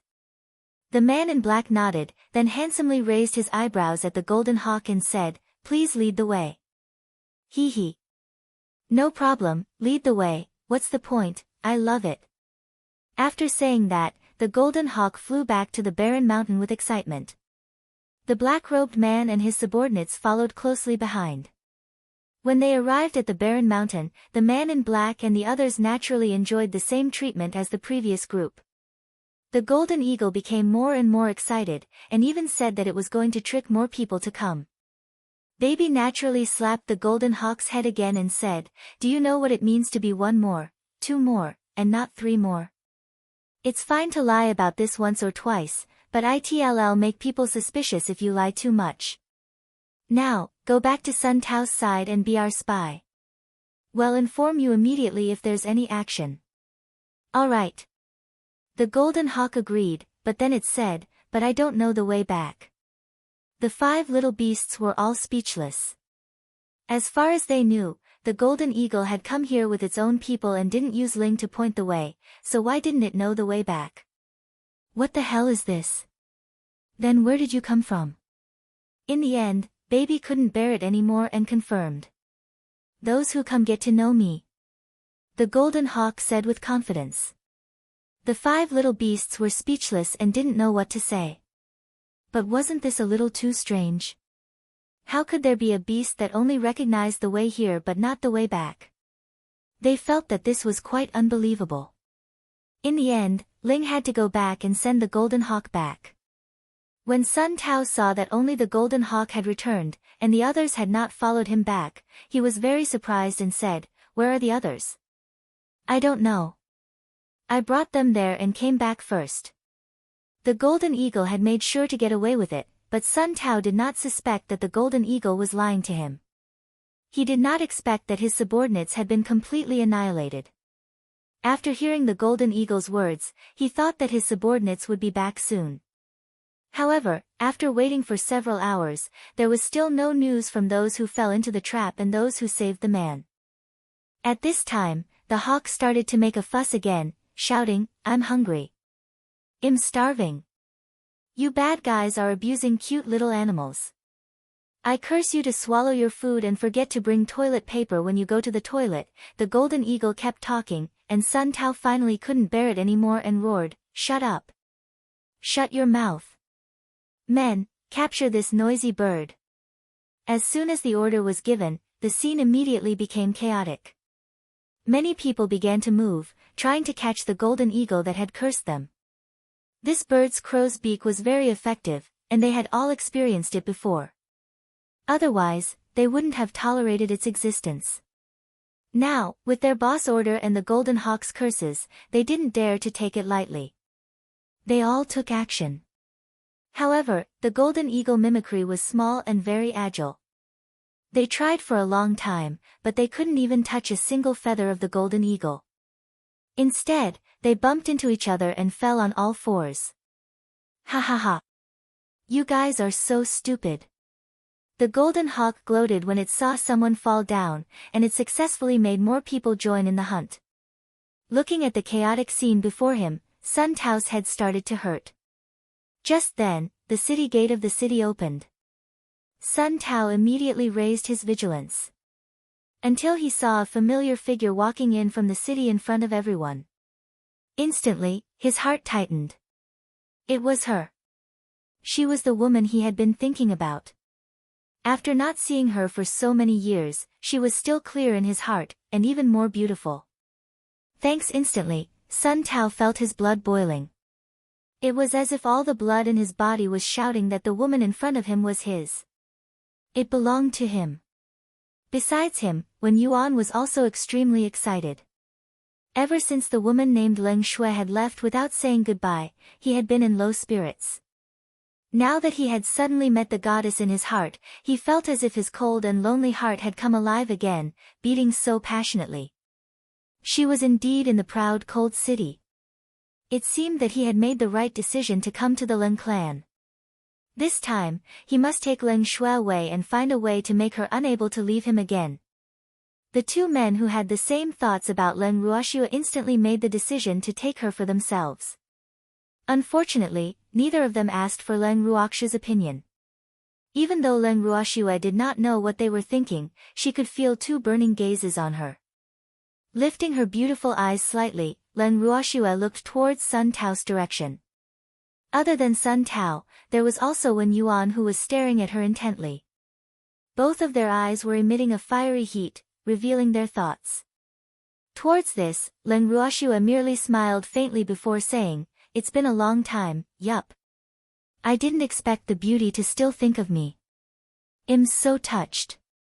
When Sun Tao saw Leng Ruoxue talking to him, he immediately replied agitatedly. "It's not that I'm thinking about you, I just didn't expect you to still be alive.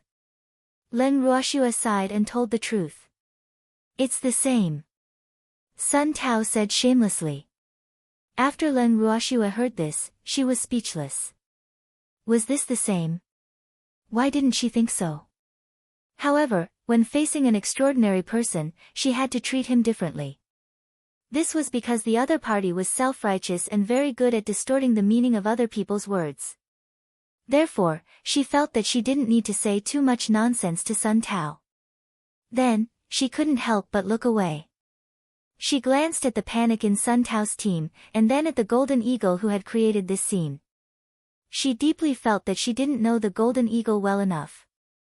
She didn't expect this little fellow to have such great ability. It seemed that she had underestimated it in the past. When he realized that Leng Ruoxue was looking elsewhere, Sun Tao was a little angry. He raised his voice and shouted, Leng Ruoxue, you took the initiative to leave the city. Are you here to beg for mercy? Leng Ruoxue was speechless. Was the word begging for mercy written on her face? Wrong, we're not here to beg for mercy, we're here to watch the fun. Your team is so lively. The parasol tree mother noticed that Leng Ruoxue had nothing to say, so it kindly replied on her behalf. When Sun Tao saw that Leng Ruoxue was ignoring him, although he was very annoyed, the anger in his heart naturally subsided when he saw that the person who replied was also a beauty. The moment the mother parasol tree opened its mouth, it instantly attracted the attention of everyone on Sun Tao's side.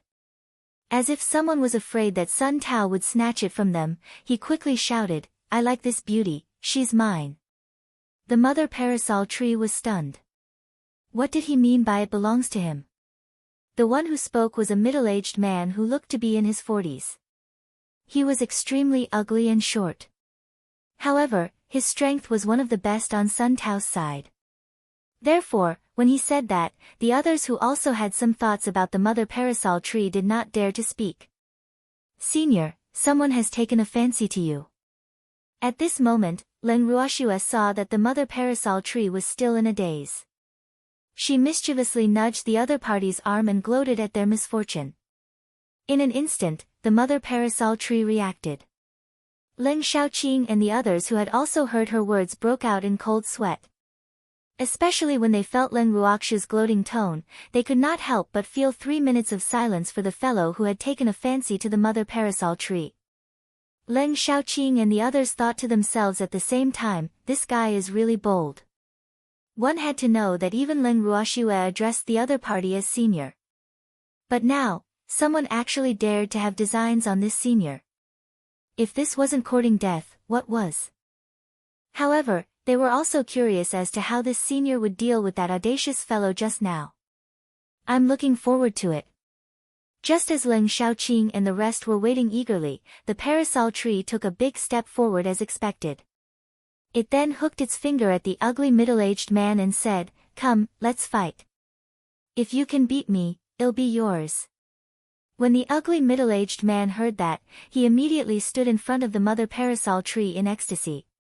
He looked at the mother parasol tree as if it was his own and said, Beauty, that's what you said. Yes. The mother parasol tree nodded happily. Seeing this, the ugly man's mood became even better. On the other hand, the people on Sun Tao's side were jealous and envious of his good luck. They deeply felt that this beauty seemed to have been picked up for free, and the ugly man had really taken advantage of her. Those on Leng Xiaoqing's side who were not aware of the status of the mother parasol tree were extremely worried. Someone even tugged at the corner of Leng Xiaoqing's clothes and asked softly, Senior Leng, is it all right to let a woman take the lead? It can't be a meat bun hitting a dog, right? You bastard. You're the meat bun. Leng Xiaoqing retorted angrily. In her heart, she could not help but think, has anyone ever seen such a hard meat bun? Although he had never seen this senior's true strength, for that arrogant little girl Xue to address her as senior, this woman's status was definitely not low. If such a meat bun was thrown out, the one who would be unlucky would definitely be a dog. However, the person who asked the question earlier clearly did not know what Leng Xiaoqing was thinking. He thought that he had angered Leng Xiaoqing by calling him a woman's meat bun. So, she was so scared that she didn't even dare to breathe, and she obediently pretended to be invisible. However, it wouldn't take long for him to know how hard this woman who was like a meat bun in his eyes was. Chapter 2653, It's Over. 1. Someone broke out in a cold sweat for the mother parasol tree, but the mother parasol tree was unaware of that. Instead, she sized up the middle-aged man standing in front of her. The middle-aged man also knew that the mother parasol tree was looking at him. He immediately raised his head and puffed out his chest. He stood with his arms on his hips and his legs apart in a rather imposing manner. He could not help but think in his heart, look. Watch. Look as much as you want. When you find out how extraordinary I am, you will fall in love with me completely. It could be said that the ugly middle-aged man was very confident, but unfortunately, the mother parasol tree only sized him up for a while before shaking its head repeatedly, as if it was very dissatisfied. Seeing this, the ugly middle-aged man was furious. He couldn't help but roar, "Beauty! In this world, no one is more compatible than the two of us. Hurry up and run into your brother's arms. I'll take good care of you." Pfft! Hearing this, Leng Ruoxue couldn't help but burst out laughing. The rest of Leng Xiaoqing's men wanted to laugh as well when they heard the ugly middle-aged man's self-righteous words. However, the other party's strength wasn't low and they weren't as bold as Leng Ruoxue, who dared to make fun of him so openly. However, even if they were to laugh secretly, they were still able to completely enrage the ugly middle-aged man. "You bastard! What are you laughing at? Did I say anything wrong?" The ugly middle-aged man shouted at Leng Xiaoqing and the rest, ignoring Leng Ruoxue. That beauty was the woman that Sun Tao had taken a fancy to, and he couldn't beat Sun Tao, so he had to give Sun Tao some face. But he wasn't afraid of the others. When Leng Xiaoqing and the rest saw that the ugly middle-aged man had directed his anger onto them, they felt extremely aggrieved. This was too much. Leng Ruoxue was clearly the one who was laughing the most, but they had been shot for no reason. However, as men, they could not be too calculative. Therefore, Leng Xiaoqing and the others simply chose to ignore the man's words. They lowered their heads to look at the ground or looked up at the sky. In short, they did not look at the ugly middle-aged man. The middle-aged man was furious. Just as he was planning to catch an unlucky fellow to warm up, who knew that his intention would be seen through by the mother parasol tree just as he took a step. "I'm your opponent." The mother parasol tree stopped the ugly middle-aged man who was only as tall as its chin. "I can do it too."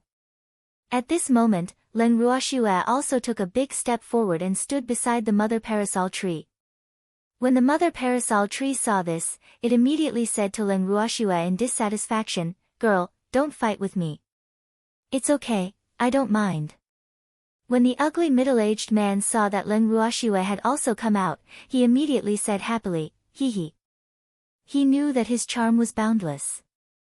Look at all these peerless beauties, all of them came one after another to compete with him.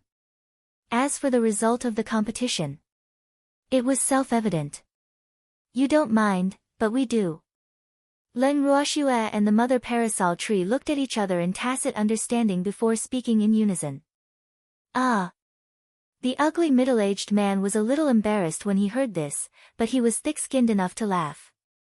When Leng Ruoxue saw this, she immediately said to the mother parasol tree, "Senior, I'll leave this guy to you. I give up." She couldn't take it anymore. She was afraid that once she made a move, she wouldn't be able to control herself and directly kill this ugly man in front of her. That would be too easy on the other party. Thanks. The parasol tree mother tree nodded, then turned to the ugly middle-aged man and said, "I'm your opponent. Focus, or you'll have to bear the consequences." "All right. I'll focus, beauty, don't be jealous. That beauty just now isn't my cup of tea. You're still my favorite," the ugly middle-aged man said in an extremely self-righteous manner. Upon hearing this, the mother parasol tree felt so frustrated that she wanted to find someone to beat up. Especially when she heard the cheers from Sun Tao's team, it was as if a fire that was 3 feet high had risen in her heart, burning her heart and making her feel uncomfortable. Without further ado, the mother parasol tree made its move. No one saw what the mother parasol tree did. All they saw was that the ugly middle-aged man who was still clamoring had been tied up tightly by an emerald green vine. The ugly middle-aged man was still struggling, but the thin vine did not move at all. Then, the mother parasol tree raised its hand and the ugly middle-aged man was lifted up high and hung on the city wall. All of these actions were as smooth as floating clouds and flowing water. It was completed in a short moment, so fast that no one could react in time. The ugly middle-aged man was even more surprised.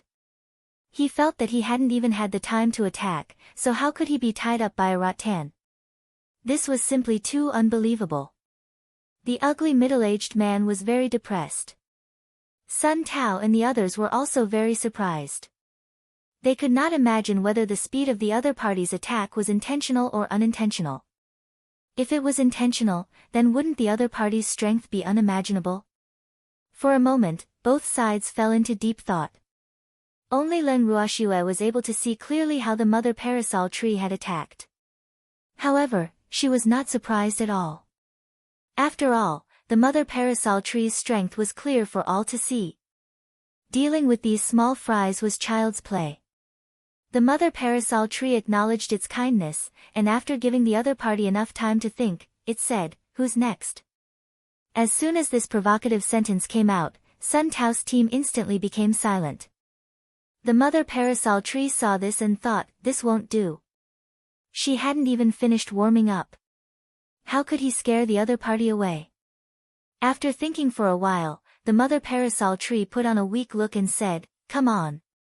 Next. There's a reward for beating me." When Len Ruoxue heard this, her forehead was filled with black lines. She would never think that the mother parasol tree had decided to give up on itself. However, with the ugly middle-aged man's example, the mother parasol tree's plan to lure the enemy would not work. As she had expected, although the conditions of the mother parasol tree were very attractive, no one dared to give it a try. They did not want to be hung on the city gate, that was really too embarrassing. After provoking them for a long time, no one dared to accept the challenge. The mother parasol tree was disappointed. She was infuriated and shouted, "You trash, can you still be called men? He didn't even have the guts to fight with a woman. I look down on you, I despise you. You don't deserve to be called men. You've lost all men's face." Looking at the mother parasol tree's shrew-like behavior, Len Ruoxue broke out in a cold sweat. This mother parasol tree must have suffered a huge blow to be acting like a shrew without a care for its image. Len Ruoxue pitied Sun Tao and the rest. Then, she gave the mother parasol tree a bad idea and said in a volume that everyone could hear, "Senior, it's just that no one dares to accept the challenge. Since they don't dare to make a move, I think you should take the initiative." Upon hearing this, the expressions of the people on Sun Tao's side changed drastically. They could not help but curse Len Ruoxue in their hearts. A woman's heart was truly the most vicious. That woman had actually incited another seemingly powerful shrew to take the initiative to cause trouble for them. She was really too evil. Chapter 2654, It's over, 2, Take the Initiative. The mother parasol tree heard Len Ruoxue's idea and blinked its eyes as it asked. N. Len Ruoxue nodded heavily. The mother parasol tree followed suit and said, "I'll listen to you." These 3 words were like a demonic voice that entered the ears of Sun Tao and the others. This time, even Sun Tao was somewhat shocked. To be honest, in his eyes, the mother parasol tree only had the strength of a mystical king. In addition, he was not clear about the origin of the mother parasol tree, so he could not judge the true strength of the mother parasol tree. However, based on the fact that the other party was able to hang their second-ranked expert on the city wall with one move, this person's strength must not be underestimated. Now that the other party had their eyes on his people, Sun Tao was both depressed and conflicted. He was depressed that the other side actually had such a hidden expert, and he was at a loss about why he had not received any information before. However, the other party was a woman. Even if he knew of her existence, he would probably not take it seriously. But at this moment, this woman had clearly become their greatest obstacle. What should they do? Sun Tao was struggling to come up with a plan, but the mother parasol tree would not give him much time. Almost instantly, the mother parasol tree teleported towards Sun Tao's team. After the Golden Eagle's disturbance, the people on his side were still not very stable. Therefore, the mother parasol tree did not use much effort.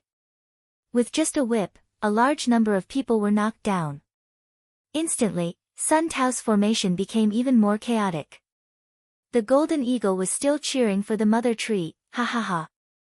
Good beating, beat them up ruthlessly. Beat them up until they can't take care of themselves. After cheering, the Golden Hawk also joined the battle. It used its little claws to scratch the enemies from time to time. In an instant, several people's faces were scratched by the Golden Hawk. The Golden Hawk's policy was to run away after scratching to avoid being caught. Furthermore, it was smart enough to choose the shoulder of the mother parasol tree as its resting place. This fact caused countless people to curse it in their hearts. They didn't expect that the Golden Hawk was not only picky but also cunning. It used others as its shield, and the one it used as its shield was someone they didn't dare to mess with. The people on Sun Tao's side were extremely depressed.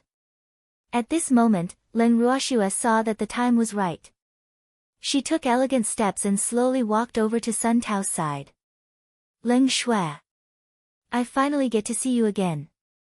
Wen Yuan, who was hiding from the attacks of the mother parasol tree's vines, immediately greeted Leng Ruoxue with great enthusiasm when he saw her. I'm sorry, I'm not called Leng Shui. I'm Leng Ruoxue. Leng Ruoxue glanced at Wen Yuan and said indifferently. You lied to me. Wen Yuan's eyes widened in disbelief and he looked hurt. Didn't you also take my subordinate's territory? Leng Ruoxue replied with a smile. Your subordinate's territory? Are you talking about Luo City? Wen Yuan asked softly. Yes, I am. Leng Ruoxue nodded. I'm sorry, I didn't know that Luo City was yours. Wen Yuan said guiltily. That's not important. Leng Ruoxue did not mind. Thanks however, Wen Yuan wanted to explain himself. Just then, an emerald green vine came from afar and hit him with a paw sound. It drew out a bloody wound on his body. Even so, Wen Yuan still looked at Leng Ruoxue with deep affection. Sun Tao, who was not far away, could not help but burn with jealousy. The anger in her heart was surging to the top of her head. Damn it! This woman. Couldn't this woman be more obedient? He truly felt that a woman like Leng Ruoxue should be locked up in her boudoir and not let anyone see her. Otherwise, countless men would be mesmerized by her. In his heart, Leng Ruoxue was definitely a source of calamity. With that thought in mind, he angrily moved to Leng Ruoxue's side and stared at her with his burning eyes. Leng Ruoxue, you belong to me. I'm sorry, I only belong to myself. Leng Ruoxue replied politely. Master has already betrothed you to me. Sun Tao wanted to use his master to force Leng Ruoxue. How laughable. Your master isn't anyone to me, so what's the use of him betrothing me to you?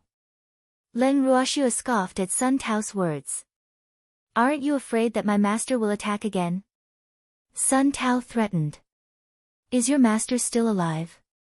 Leng Ruoxue asked curiously. Of course he's alive. So, you should obediently surrender. Sun Tao thought that Leng Ruoxue was afraid of his master, so he quickly shouted. In your dreams. Leng Ruoxue laughed coldly. In an instant, a cold shadow appeared in her hand. Leng Ruoxue flicked her wrist lightly, and a fiery red sword ray flew through the air, heading straight for Sun Tao. Are you trying to murder your husband? Sun Tao dodged in a panic, but he did not stop teasing Leng Ruoxue. You bastard! Whose husband are you? Whose husband is he? don't even think about my cute master, you're not worthy.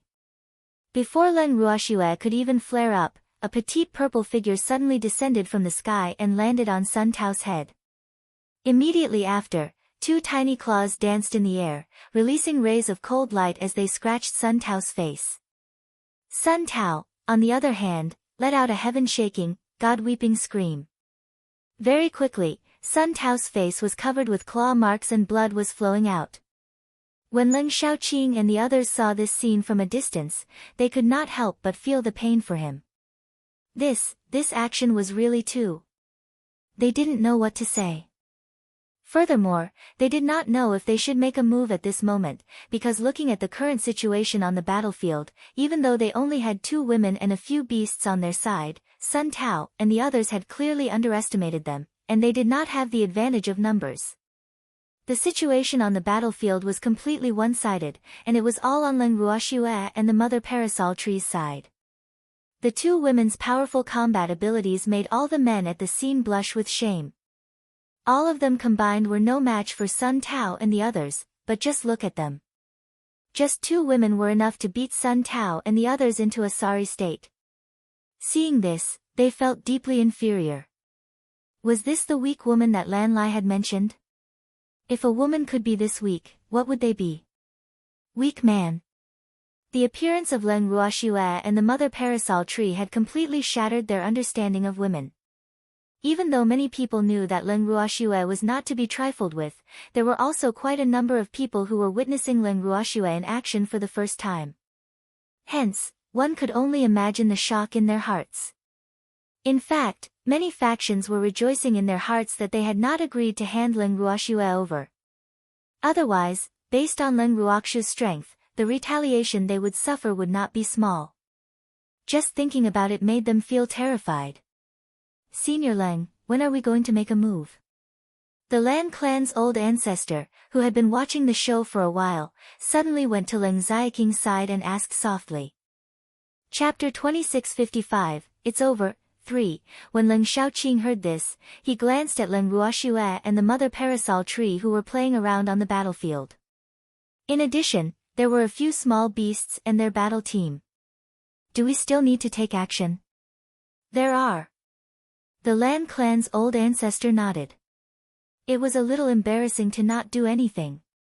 They were men.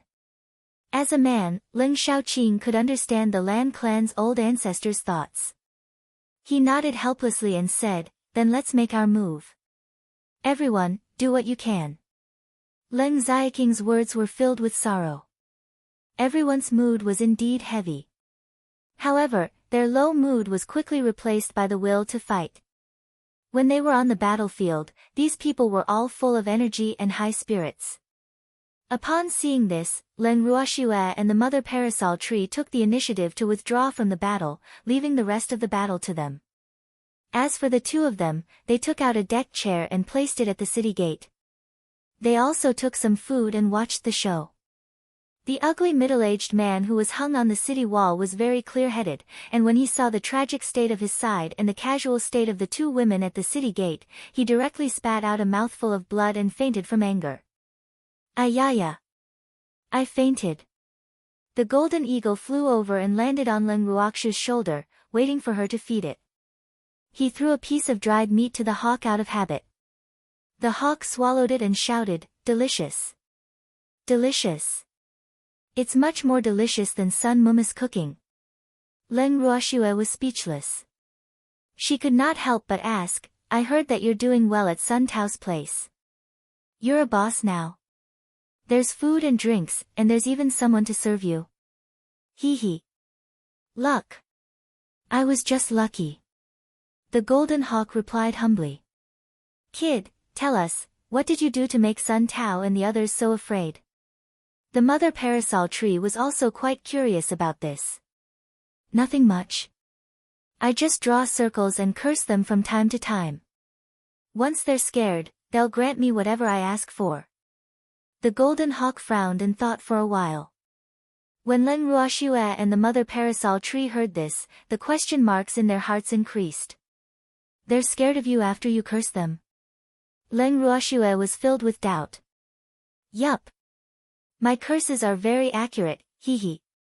The golden hawk sneered. Oh, really? Then curse him. Leng Ruoxue pointed at the city wall, planning to let the golden eagle use the ugly middle-aged man as an experiment. Otherwise, how could she possibly believe it? All right. I curse him to be struck by lightning. The golden hawk said without thinking. Leng Ruoxue and the parasol tree raised their heads to look at the sky. The sky was clear and there were no dark clouds in sight. How could there be thunder in such weather? Just as the two of them were feeling extremely puzzled, suddenly, a bolt of lightning as thick as a baby's arm descended from the clear sky and struck the ugly middle-aged man. The other party's body was charred black, and there was a burning smell. This time, Leng Ruoxue and the mother parasol tree were completely stunned. Coincidence? This was definitely a coincidence. The sky was still clear, how could there be lightning? They must be seeing things. The two of them couldn't believe it and continued to experiment. This time, their test subject was Sun Tao. The golden hawk was still cursing Sun Tao to be struck by lightning. After waiting for a while, Leng Ruoxue and the mother parasol tree saw a thick bolt of lightning descending from the sky above Sun Tao. It struck Sun Tao's head and knocked him out. When Leng Xiaoqing, who was fighting with Sun Tao, saw this, he was stunned and completely at a loss. What was going on? Leng Xiaoqing looked at Leng Ruoxue and saw that she too did not make a move at all.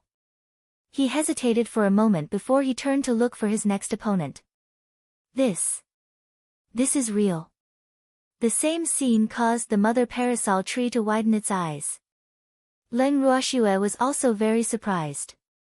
She pulled the golden eagle over and asked, "How did you do it?" "I don't know. I just wanted them to be unlucky, and they really were unlucky." The golden hawk was also confused. "Oh. When did you discover that you had such a talent?" The mother parasol tree asked in surprise. "Hee hee. I only realized it when they took me away." The golden hawk said proudly. "Thanks, then why didn't they lock you up when they knew you had such talent? Why did they let you run around and cause trouble?" The mother parasol tree could not understand. Was it threatened by the golden eagle? Humph. They want to lock me up, but they can't.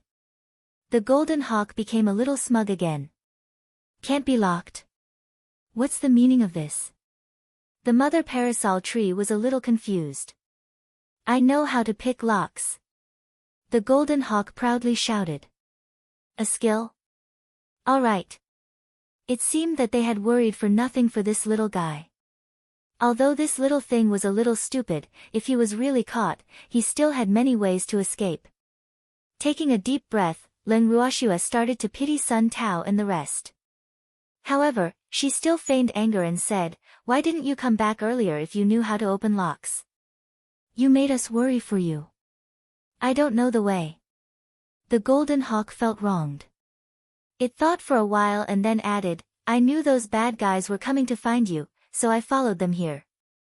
Sob. Speaking of which, it's all thanks to them leading the way. Otherwise, I wouldn't be able to see you now. Upon hearing this, Leng Ruoxue and the mother parasol tree pitied Sun Tao and the rest even more. Meanwhile, the golden hawk continued to surround the two of them and act coquettishly. After a long time, with Leng Xiaoqing and the others cleaning up the scene, Sun Tao and the others were all annihilated. This time, Leng Ruoxue had witnessed Sun Tao's death with her own eyes. Naturally, Sun Tao had died with a grievance. However, no one cared about what he thought. Everyone applauded and cheered for the absence of such a malignant tumor in the Hautian continent. Just as everyone was in a good mood, someone suddenly exclaimed, "Oh no, it seems like Sun Tao still has some strength left. We've forgotten about those people." The remaining forces he was referring to were the people that Sun Tao had sent out to chase after the other forces. Until now, those people had not returned, so many people felt that their mission to eliminate Sun Tao had not been completed. "Don't worry, we've already eliminated the others." At this time, a voice rang out from behind everyone. Everyone hurriedly turned their heads, just in time to see the head butler of Wanshan City leading a group of people, slowly approaching. Hearing these words, everyone suddenly understood. No wonder they didn't see the head butler of Wanshan City just now. It turned out that they had quietly gone to chase after those people. Since there were no more fish that had escaped the net, everyone's hearts were at ease.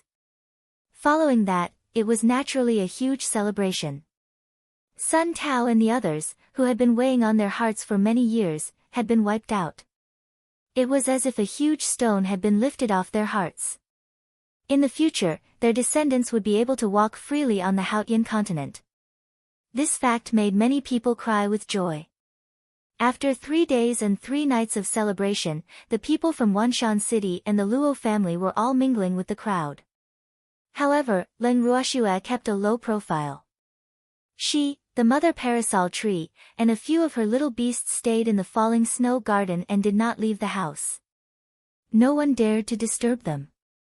As for the 5 precious little beasts, they also knew about the golden eagle's innate talent. After testing it out curiously, they all decided in their hearts that they would treat the golden eagle better in the future.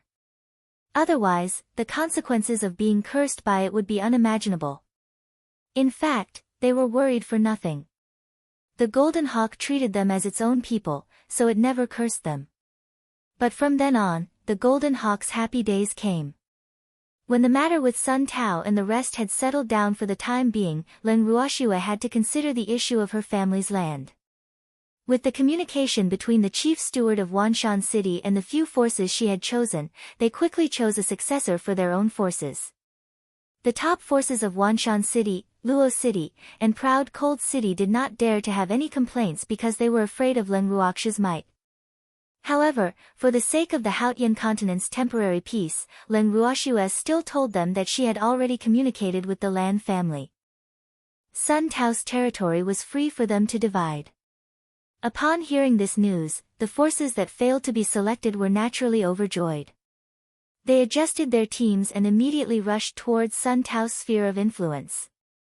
Although the people brought by Sun Tao had been completely wiped out, there were still some people left behind in Sun Tao's faction.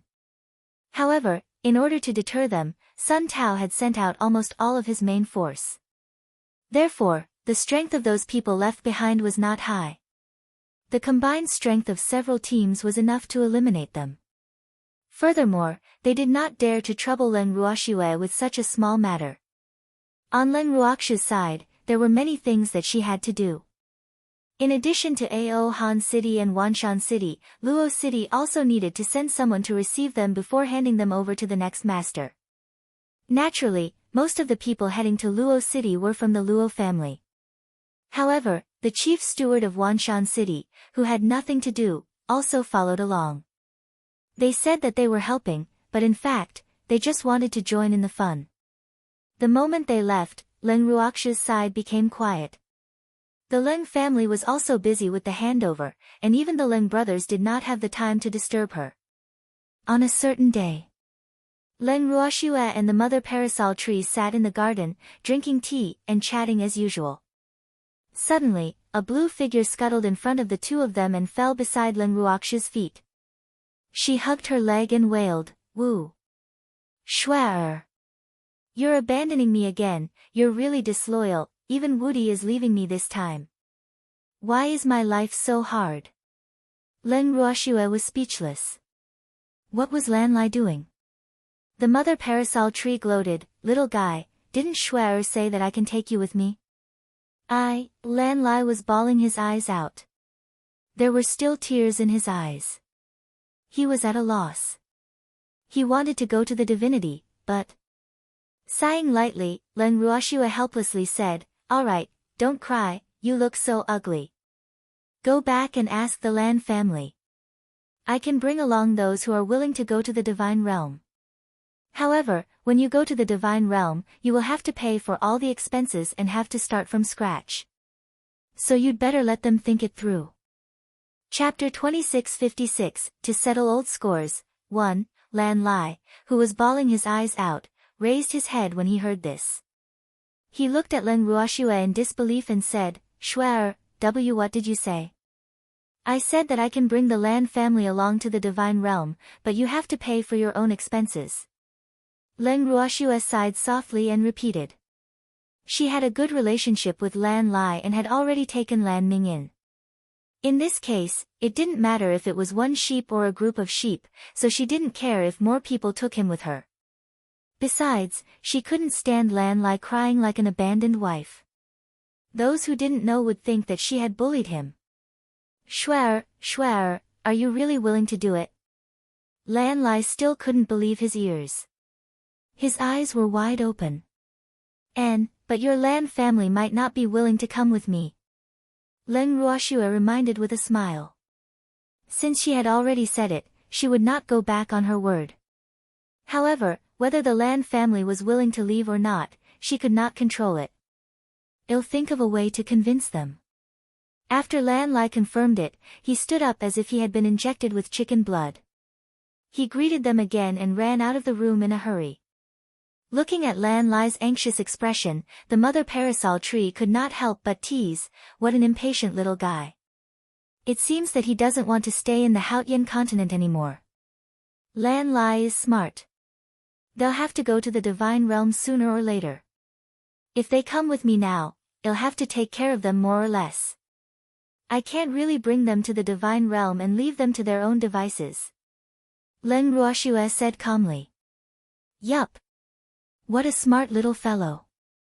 However, I'm quite surprised that you're willing to take him there even though you know what he's thinking." The mother parasol tree smiled faintly. "Doesn't the land of demons need people?" Leng Ruoxue smiled calmly. In reality, as the young master of a large family, how could she not think for the family?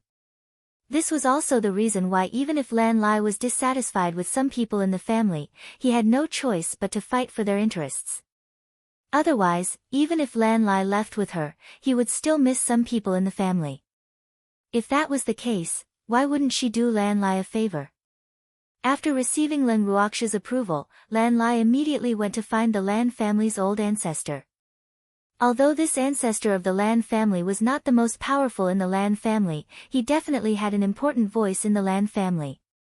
He was also very fond of the greatest ancestor.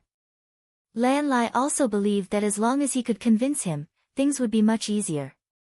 At that time, his stubborn grandfather would have no choice but to agree. Lan Lai didn't know what to say when he arrived at the Lan family's ancestor's room. Looking at Lan Lai's conflicted expression, the Lan family's ancestor couldn't help but ask curiously, "What's the matter?" "Great ancestor, Shuer and the others are leaving Hautian continent." Lan Lai took a deep breath and said. He was ready to risk everything. "I've heard about it, sigh. In the future, only the Lan family will be left on the Hautian continent." The Lan family's old ancestor said unhappily. They had been on equal footing with the Leng family and the Sun family for many years. Now that the Sun family no longer existed and the Leng family was leaving, they were the only ones left among the three great families. Even the Luo family, which had replaced the Sun family as one of the three super families, was also leaving. From now on, the Hautian continent would probably be quiet for a while. "Forefather, I also want to go to the divine realm." After hesitating for a moment, Lan Lai said with some embarrassment. He quickly lowered his head. "Liar, the divine realm is not peaceful. Otherwise, why do you think Brother Leng Shaoqing and our Lan family's old ancestor came back from there?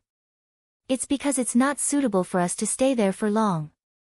Unless you can find a backer, but it's not that easy to hug someone's thigh." The Lan clan's old ancestor sighed. As one of the Lan family's important figures, even though he had been in closed-door cultivation for many years, he knew much more about the divine world than the other members of the Lan family. He had also heard the Lan family's ancestor mention many things about the divine world. After hearing about it, he no longer had any yearning for the divine world. Otherwise, he would not have been suppressing his cultivation all this time. "Thanks, we have a backer," Lan Lai said in a low voice. "Are you talking about Leng Ruoxue? You don't even know how she's doing in the divine realm, so how can you be so sure that she can become our backer?" The Lan family's old ancestor was a little speechless. Wasn't Lai too confident in Leng Ruoxiu's abilities? Even though Leng Ruoxiu was known as the god of slaughter in the Hautian continent, from what he knew, she had only been in the divinity for slightly more than 10 years. Hence, he could not believe that Leng Ruoxiu would be able to make a name for herself in the divinity in such a short period of time. After all, the divine realm and the Hautian continent were different. Shuai is such a genius, I believe that she must be doing well in the divine realm, enough to protect us. Lan Lai said confidently. He didn't know why he trusted Leng Ruoxiu so much, but he just believed in her.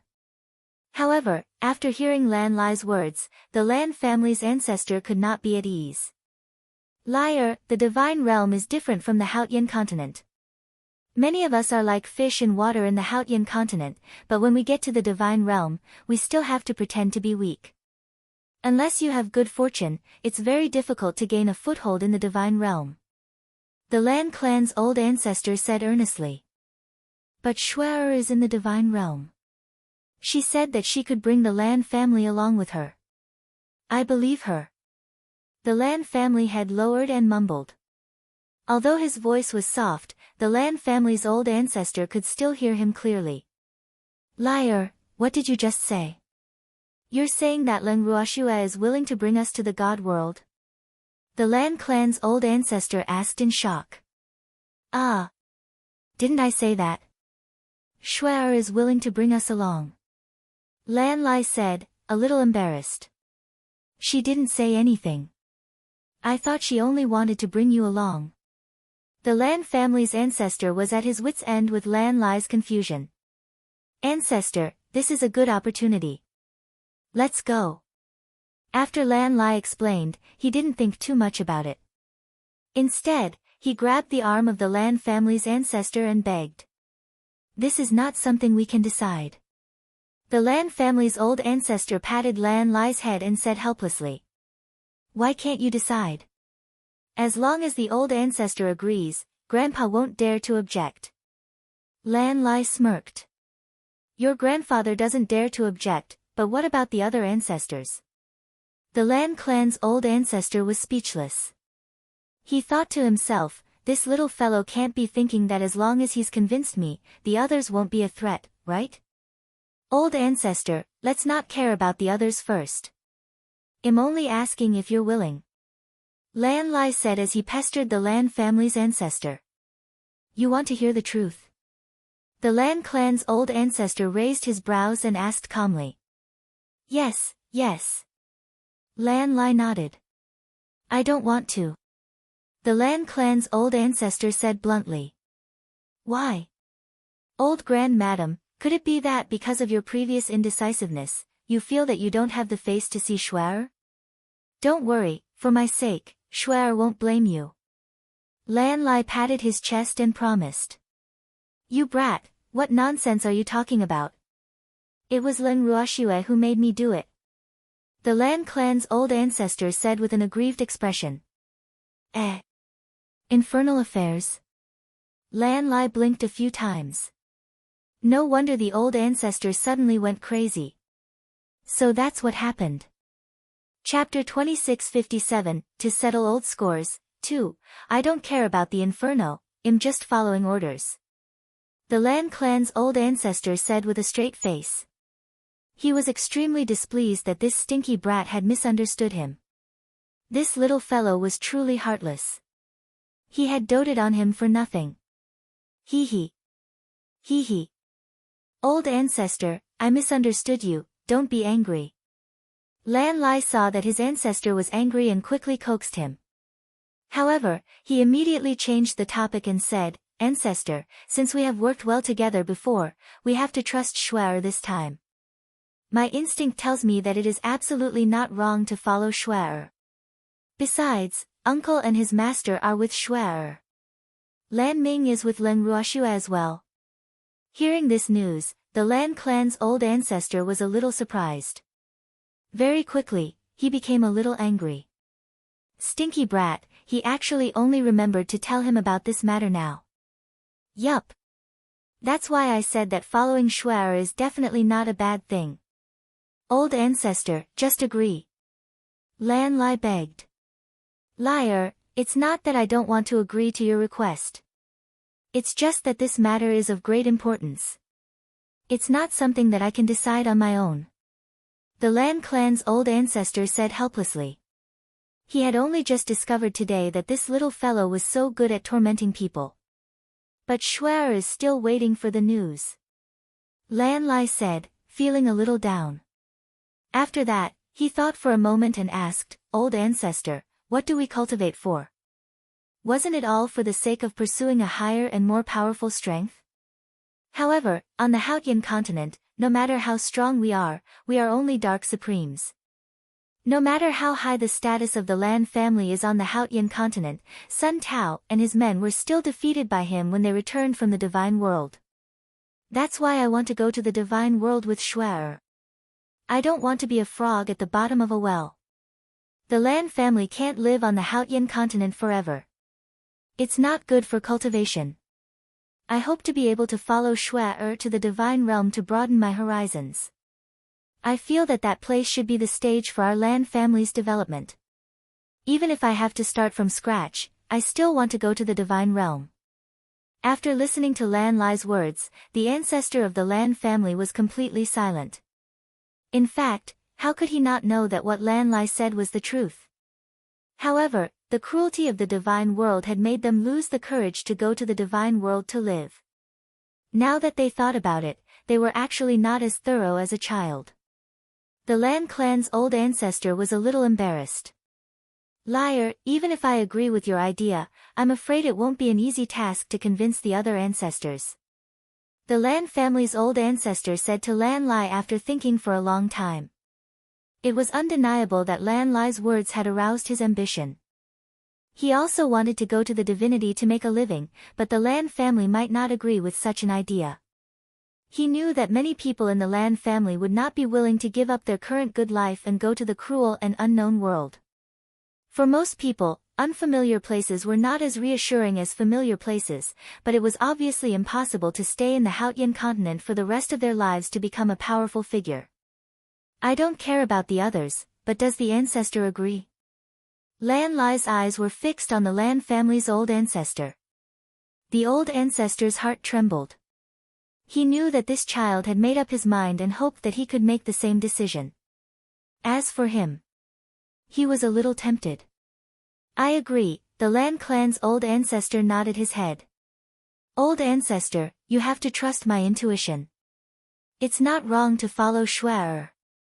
Besides, there are so many of us here, so we can take care of each other. Seeing that the old ancestor had agreed, the Lan family was so happy that they were dancing with joy. Stinky brat, don't be happy too early. I'm not the only ancestor in the Lan family. The Lan family's old ancestor couldn't stand Lan Lai's smugness and couldn't help but remind him.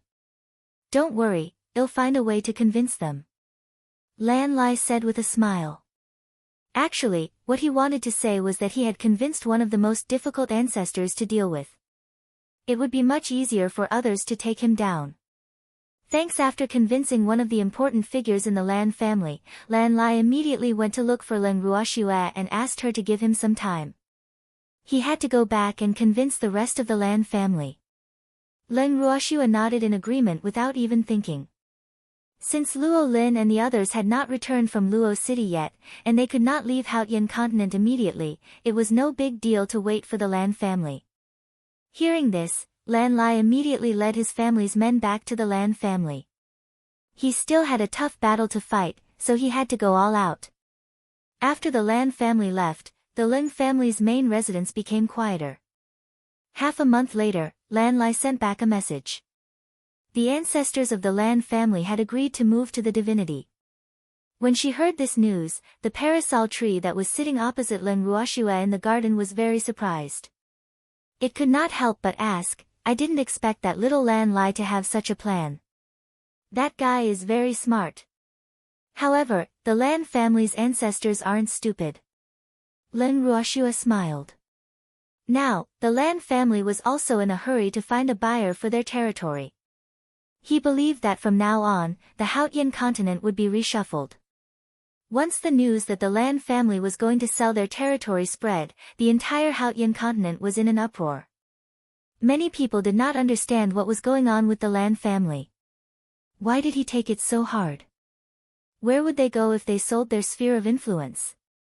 However, a small number of people seemed to have caught a glimpse of the opportunity from the Lan family's sale of their territory and directly went to find the Lan family's ancestor. The Lan clan didn't have the time to carefully select a buyer like the Wanshan city and the Lin clan. Therefore, their request was for the one with the highest price to win. After all, they were going to the immortal realm, and there were many places where they needed money. During this period, the members of the Lin clan were also taking the time to pack up their things, bringing everything they could. When Luo Lin and the others returned, they saw the Lin family moving like ants, their things filling up the courtyard. Wudi, what are you guys doing? Luo Lin couldn't help but ask when he saw Ling Wudi, the chief commander of the moving house. Pack up. There are too many things to bring. The storage ring can't fit them all. Ling Wudi said with a headache. There were too many people in the Ling family. They had collected a lot of junk over the years, but no one was willing to throw them away. He had no idea when the Ling family had become so thrifty. Actually, it wasn't that the Ling clan members were being thrifty. It was just that they didn't have much confidence in Ling Ruoxue. They were afraid that if Ling Ruoxue were to abandon them when they reached the divinity, who would they cry to then? Therefore, they didn't want to let go of anything that they could bring and was very useful. This was also the main reason why there were so many things. Of course, they could only keep these thoughts in their hearts and couldn't reveal them. Otherwise, they would definitely anger the goddess of death. Ah! Take your time and work hard. Although Luo Lin was a little speechless, this was the Ling family's matter, so it was better for him to stay out of it. With that thought in mind, he bade Ling Wudi goodbye and led his men to the snow garden. When they arrived at the snow garden, Luo Lin first reported the situation to Ling Ruoxue, then looked at her hesitantly. Chapter 2658, To Settle Old Scores, 3, Is There Something? Ling Ruoxue looked at the other party's conflicted expression and asked with a faint smile. Master, is the Lan clan also coming with us to the divine realm? Luo Lin asked curiously. On the way back, they had all heard that the Lan family was selling their land, and immediately thought that it might be related to Master.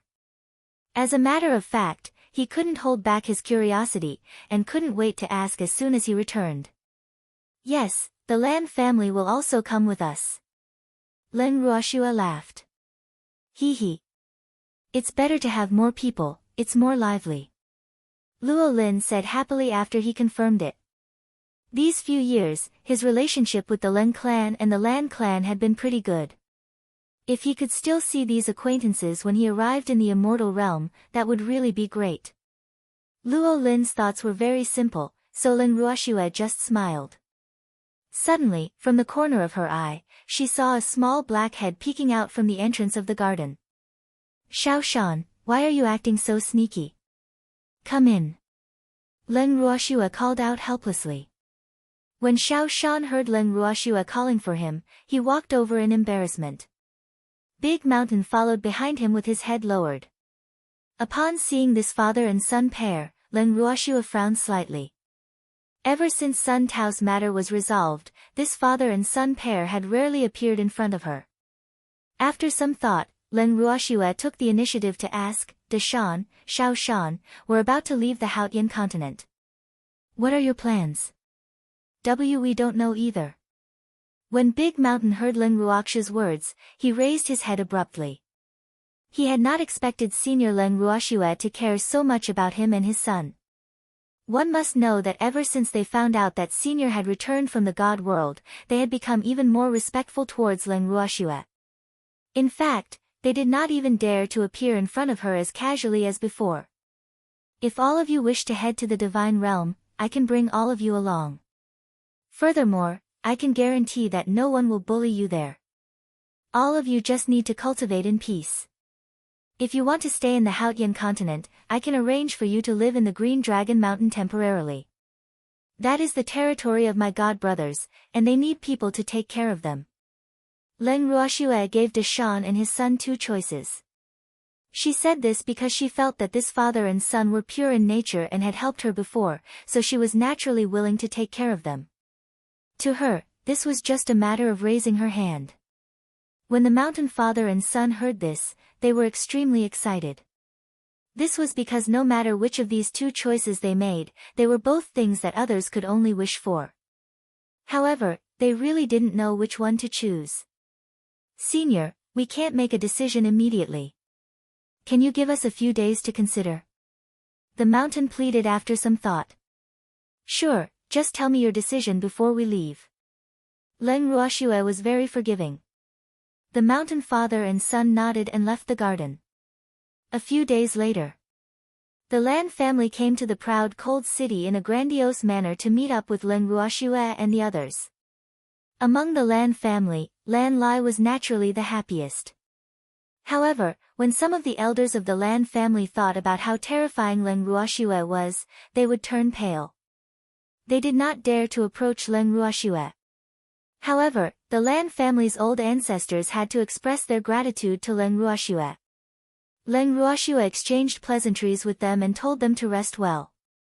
She would bring them out of the Haotian continent in 2 days. At the same time, the mountain father and son had decided to head to the divinity with Leng Ruoxue and the others.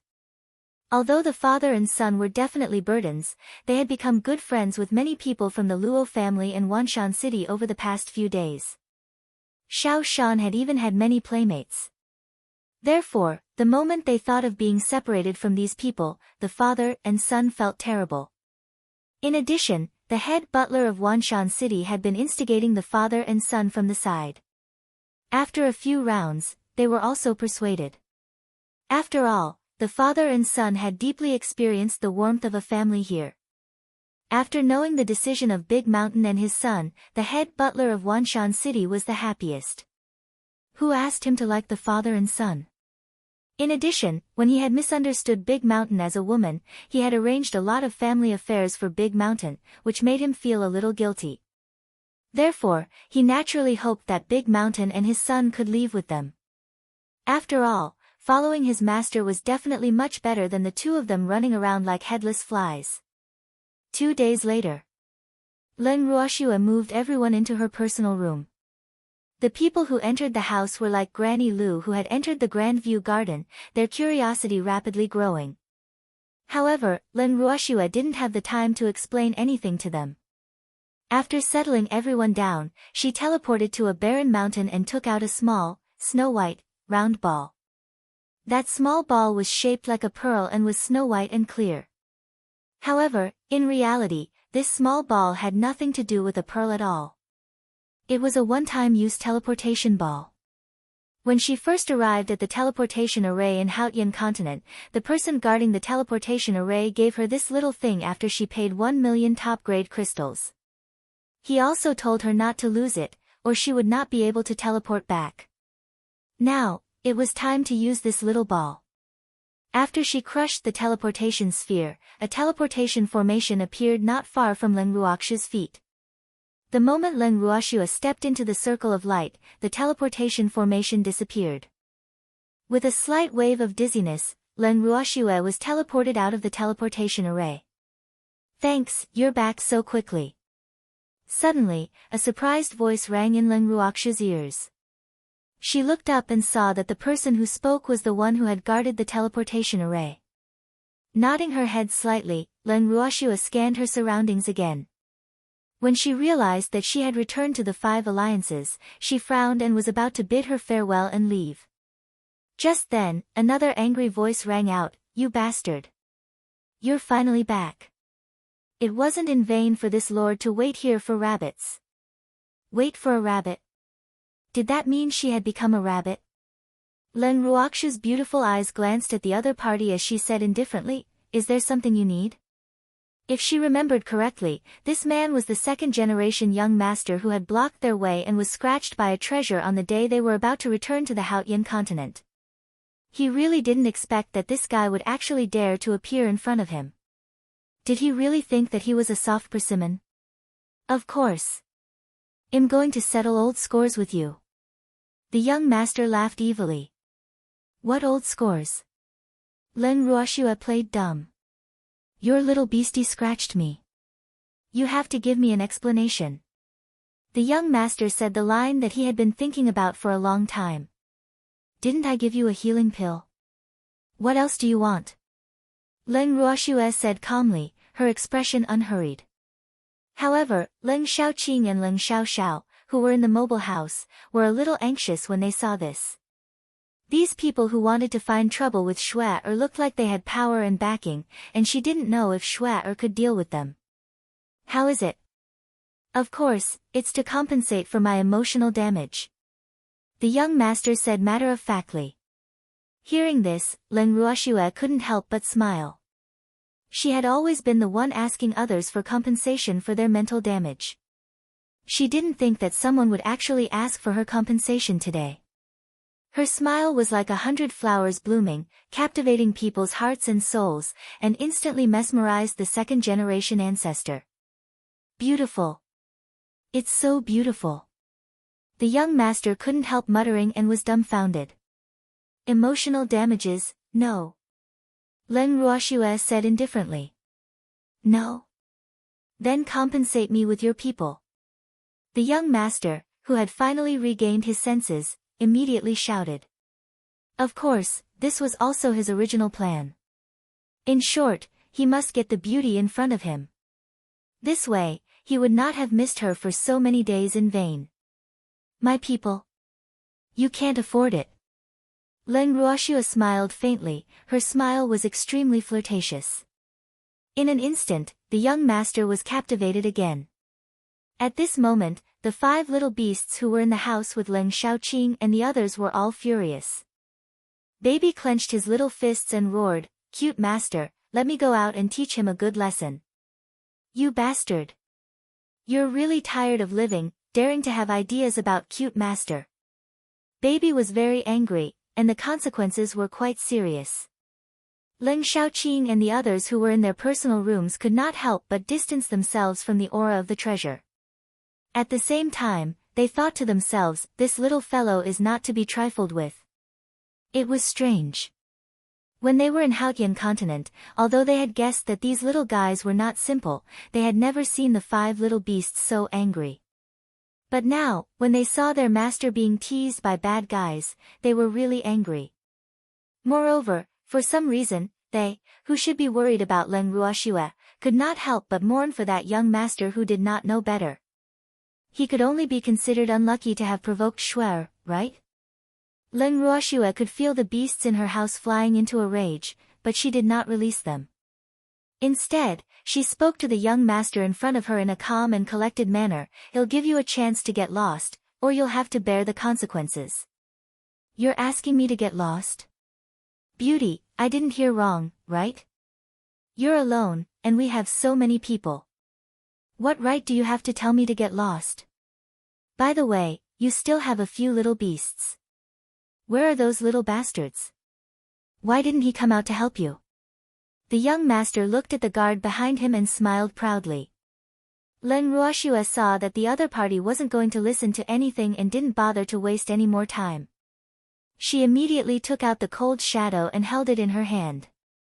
The cold shadow emitted a terrifying cold light, causing the hearts of the young master and his men to tremble.